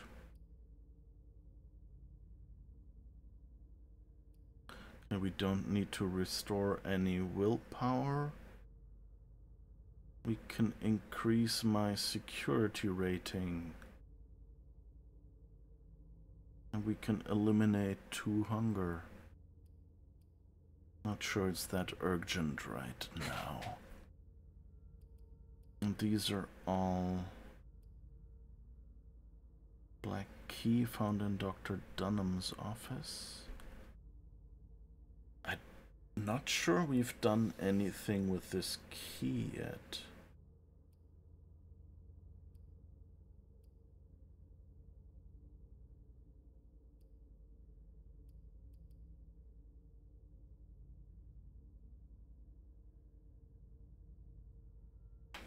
So I guess if we'd made the other decision, that teddy bear would have been useful. But yeah, it looks like I just don't have the skill. I kind of assumed I had, you know, like basic competency in that skill. And so spec'd into something else. And didn't realize that I basically didn't have the ability at all.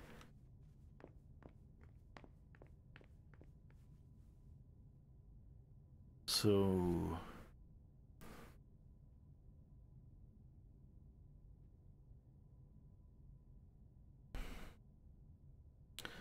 So the question is, there isn't really anything I think I can still do. Leysha refuses to interact with the pressure pipes, which I guess is something. We can't go out here. We weren't able to talk to you. I wouldn't stick around.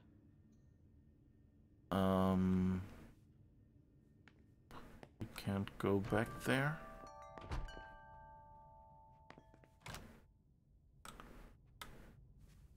so I think we've pretty much lifted everything we can. All right, your vessel's out. Thanks. I have no idea how you managed that. Wyatt will be able to make his last trip. I've got to go. I have to find Richard now. Wait, a vessel just told me he was spotted heading down to the basement. Okay, thanks. Yeah, we've already noticed that she is not talking at all. Fucking donor. Just wait till I see her again. Okay, I think that was a voice line intended for before we freed her. Betty's never gonna manage on her own. That's for sure. I hope we're not forgetting anything. We've got to hurry up and get out of here. Okay. Just for me to catch up with the walkthrough, can you show me what you did with the book code? Well, that's the... We opened... we slid aside the shelf, and that's where we saw the swans. And then we unlocked the swans.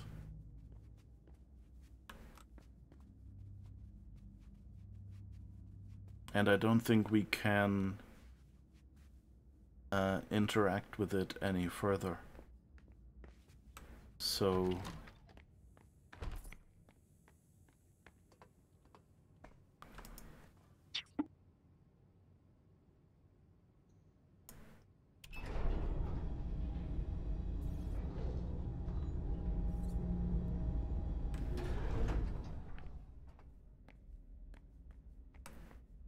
So yeah, all we have is related to these pipes, to Beryl and Wyatt.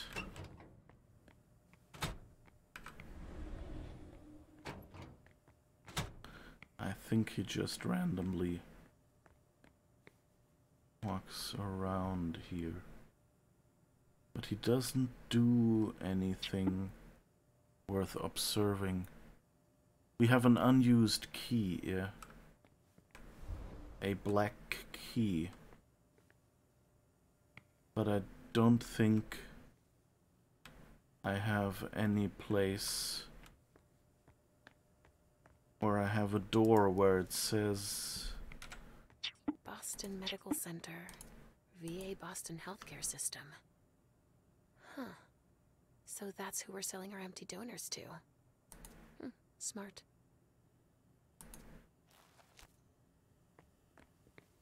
empty donors. Such a euphemism. Key all the things. Well, I'm sorry, I can't find Beryl's car to key it. So we can't do What could be hiding behind it? anything I told with you this. to find Wyatt. We don't have much time.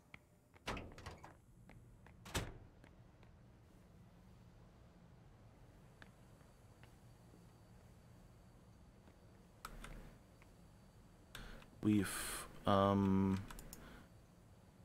thing, this one was open for a moment, which was kind of weird. And we can open that. It doesn't say it used the key for it.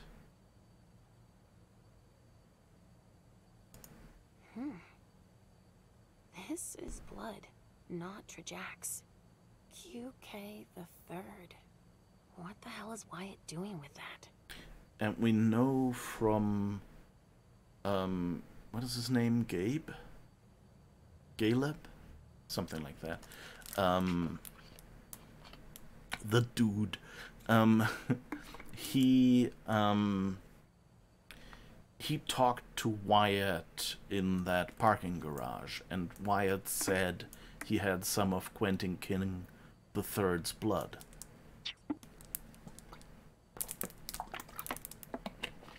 Excuse me.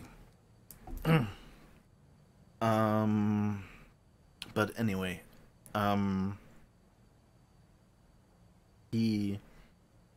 so we know now that this is how Caleb gets that, how Wyatt gets that blood.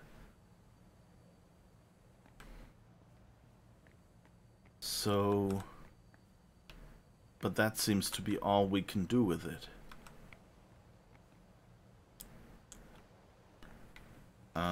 I don't know if that black key is related to that, though. So, yeah, that we've had that a couple of times, where suddenly we had French subtitles. I don't know. The game seems to have a few small glitches like that.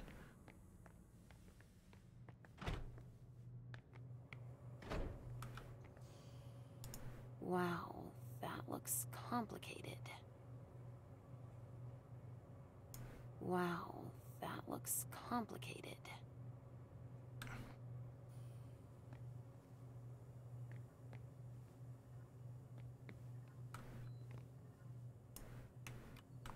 Oh, no.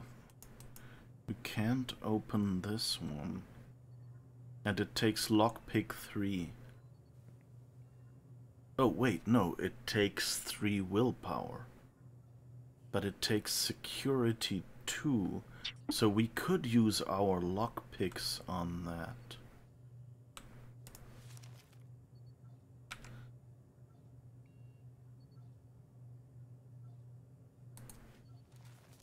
That's something we haven't done yet.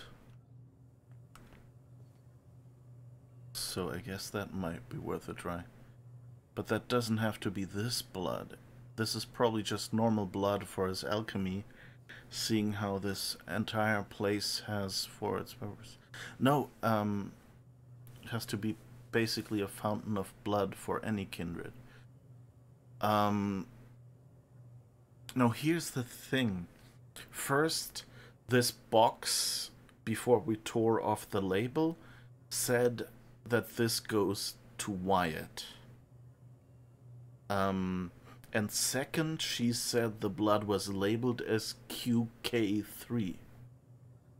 So that makes me think that this is at least what he has and thinks is Quentin's blood.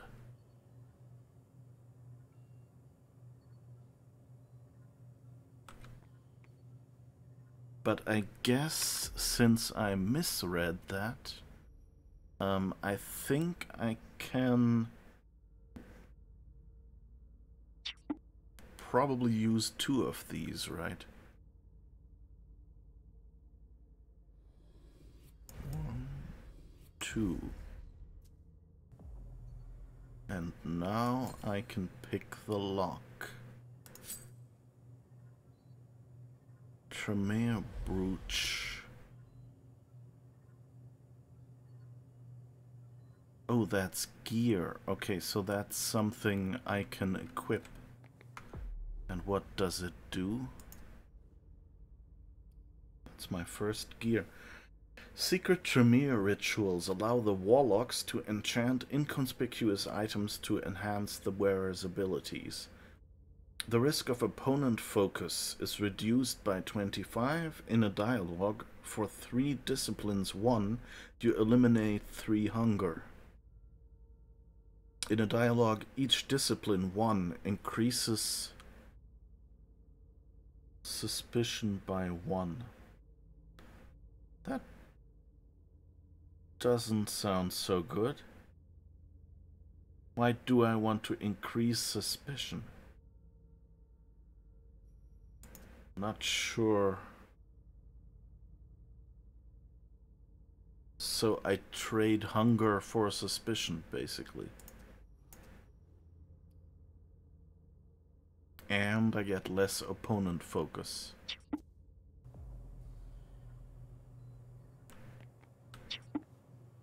But yeah, that still feels like it's only if I know that I'll be having a big conversation.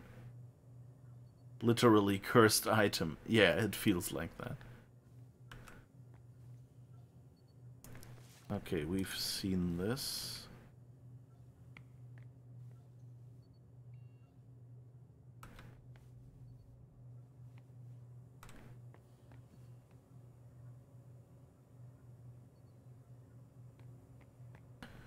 But yeah, I can't get any closer to this stuff. Oh, wait. Was the black key... I think that was the one we found upstairs, wasn't it? So we've already used that.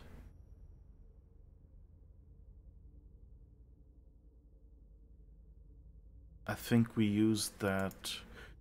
Right, in the clock, there was... Yeah, here, it says a black key found in Dr. Dunham's office. We had the grandfather clock, and to the pendulum, there was a key attached that we found. And we used that to open his desk and find the clues. So we've done the key. So we have a bunch of batteries. I don't know what those are for.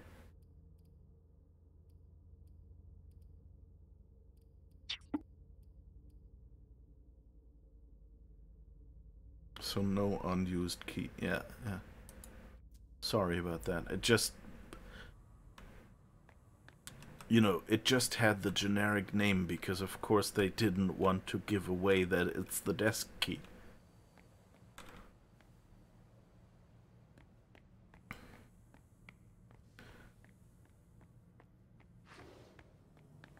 But so... I guess... What I would want to know, if you have the walkthrough open already, is if it's... So I see two things I can still do. One is something regarding Wyatt and Beryl, but that might be related to the ability that I don't have. So, not good. Then second, these pipes with the wheels. The question is, can I do anything with those? And I've just missed it because she refuses to take the flywheel. So that's of no use to me right now. So the question is, and I know that I can go over there and go through that point of no return door and end the chapter, I guess. I've destroyed the Trajects, yeah. Like, I went over here and set all the temperatures to bad values. So like the first three to low temperatures, like 1 below the temperature those Trajects is needed, and the last one higher because it needs to be kept under a certain temperature. And then this one went red, and she said something like, okay, nobody's going to use this anymore. So I've destroyed all of that. But the question is, it still says find and get rid of the most compromising evidence. So the question is, what have I missed there? Then it says send Wyatt to Beryl, and it says find Dr. Dunham. We know where to go to find Dunham. It's here in the cellar, that point of no return. The question there is, did I miss all of that? We checked the office. Richard's office, you mean? What kind of evidence? Mostly files?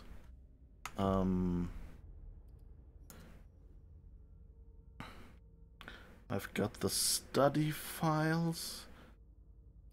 medical records, 3 of them. 4, 5, 6 medical records actually. I removed 3 barcodes, QR codes actually. And I've taken the cassettes, which might count as well, although I don't remember seeing something. The office, yeah, the office.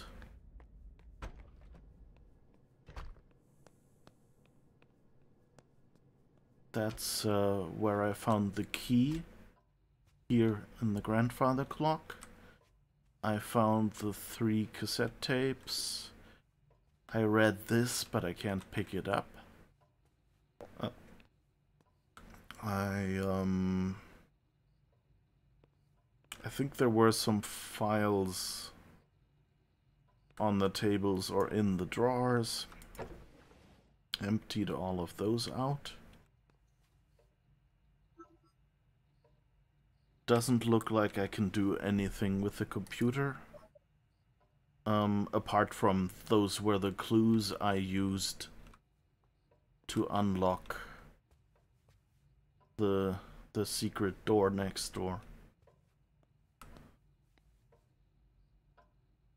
So I don't really see anything else left that is interactable.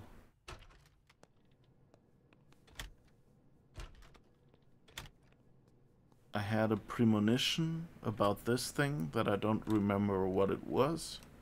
Interesting, that black fog is gone now. Was there all the time.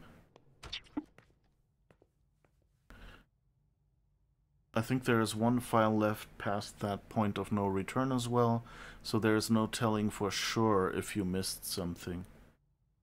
Yeah, I was wondering if they maybe do that. That they just go put one there so you can't be sure. We used the tape deck to play these cassettes.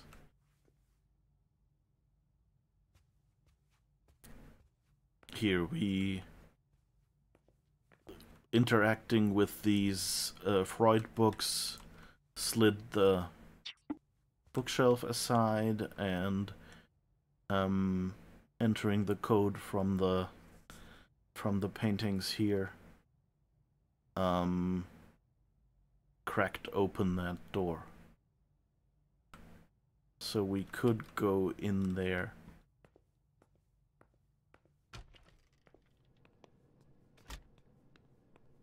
So I guess let's take just one last walk upstairs. Oh, we're at 7 anyway, so this is probably... Yeah, it's odd. Is the point of no return only story-wise, but not location-wise? And you still can go back for that flywheel after the point of no return? Yeah, it's the question... You know, there's several possibilities. First, the flywheel could be an alternate solution for destroying the trajects. So that would be one possibility. Second, sometimes we visit the same location again with a different character. So it could be something to keep the donors in an aggressive mood. So you know, it could be all about that.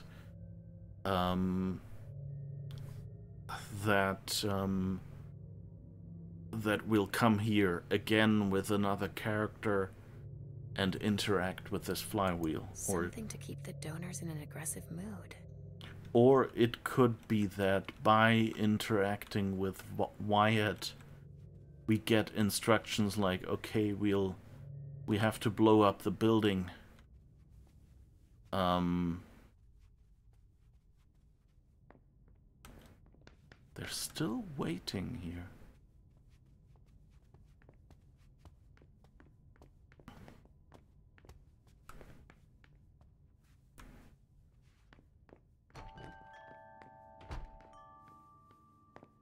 So no idea where Wyatt is and how to magically conjure him here.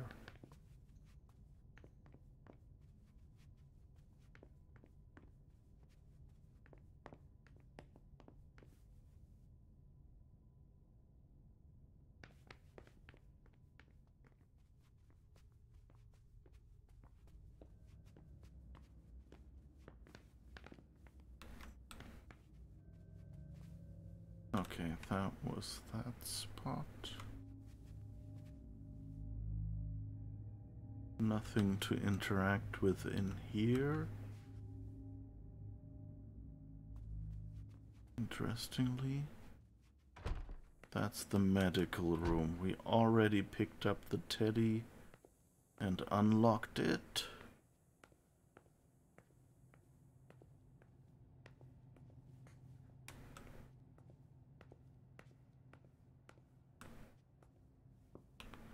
So Betty that's was right. The vessel locked herself in.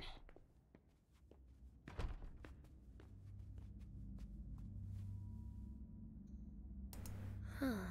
Music. To relax the vessels. yes. Nothing really new here. Huh. Music. To relax the vessels. That sounds like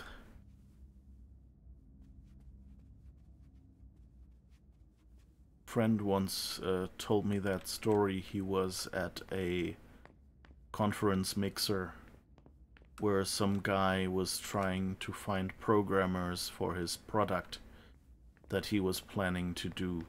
And you know, it was that usual story of someone going like, hey, I have this great idea and you develop it and we'll split it 50-50. You know, that's not a good work division. And then he said that his great idea was Facebook with music. And music to relax the vessels, the way she says it, reminded me of that.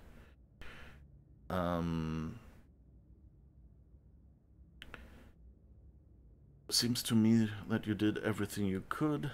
You will still get a lot of XP since you get XP for everything, little thing you do anyway. Yeah. I don't think... There was Richard's office. Where was that? I think it's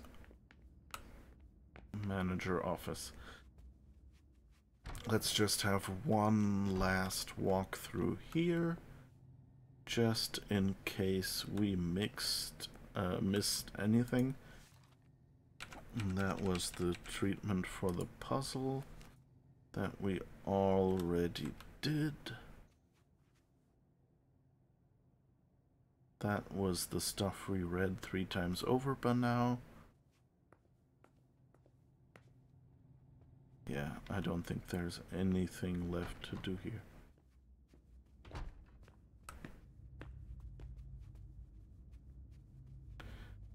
So yeah, it totally feels correct that maybe if I hadn't goofed and thought I already had the ability and actually spec'd into that. Oh wait, that's right. I should just look at the sign. Really? The vessel locked herself in? Would have never thought that. Okay.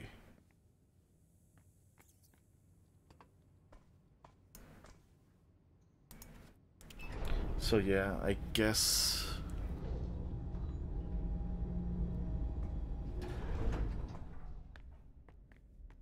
there is something we couldn't do. But it's annoying because we saw Wyatt and we told him or tried to tell him, and either we were not given the dialogue option, or he replied something like, "Hey, you're not my boss or anything. I'm not doing anything you do."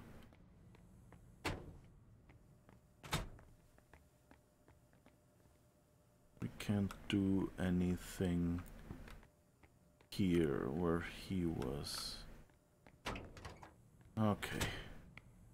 We've talked to him, he's just being an asshole. So I guess if nobody remembers any other way to do it, then I guess we're done here. And we're going in here.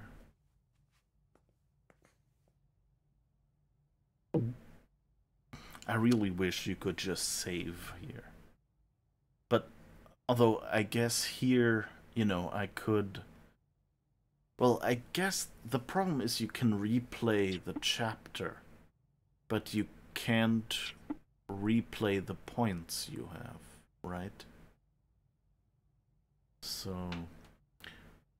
Fun fact, the resonance system when it comes to blood actually is a real thing in tabletop RPG as well. Yeah, I thought I vaguely remembered that.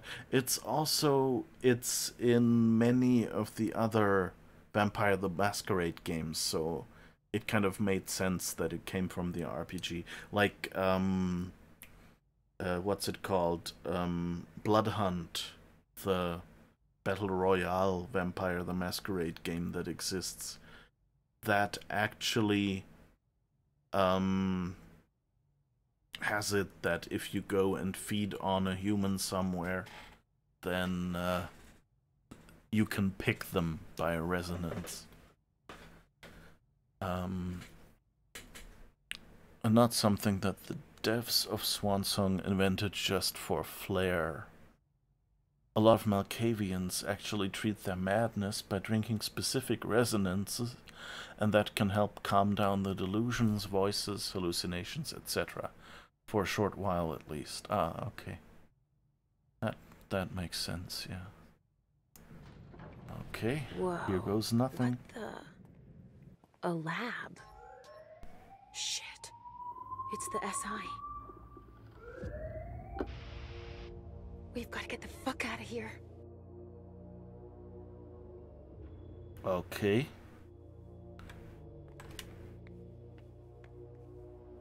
Okay, that would open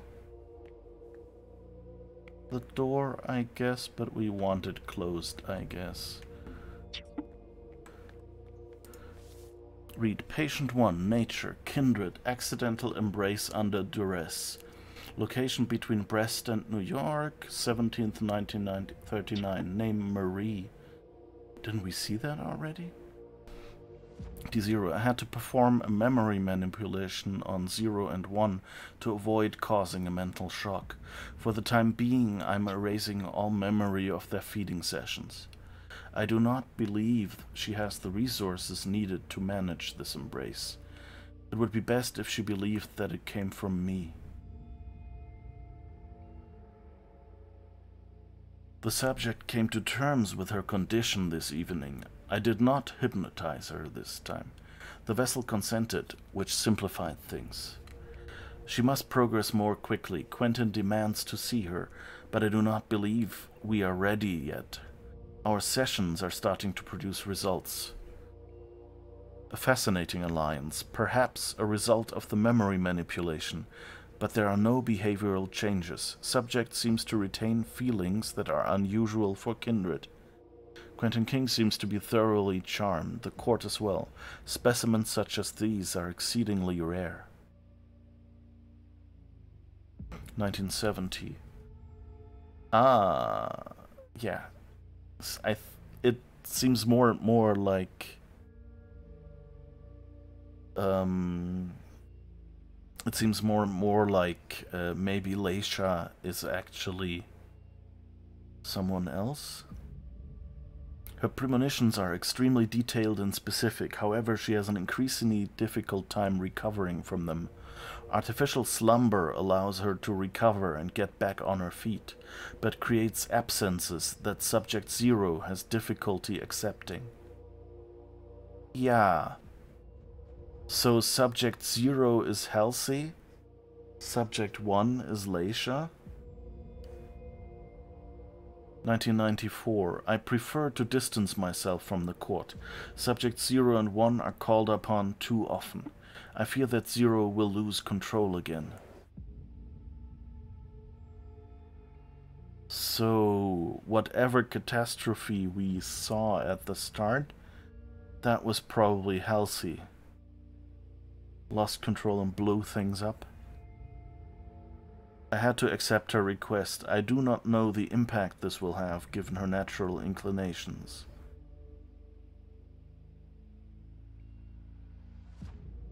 I warned the prince of the risks she has taken, that it interferes with and distorts my research, but she would not listen. Fortunately, slumber stabilizes her for now. She must absolutely take her treatment each time she wakes up. This goes back a ways. I've got a feeling of deja vu. Like I know this story. Yep. I've heard the name Marie before. But where? Magnetic key. Consumable.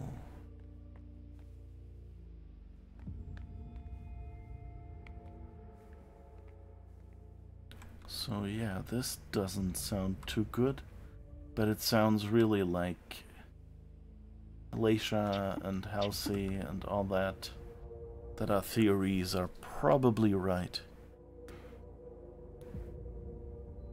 What triggers the story progression? Yeah. You can reload checkpoints. Actually, it's just weird. You have to go to main menu and continue from there, and that will load you to last checkpoint. Yeah, you just can't do it from pause menu. Shit.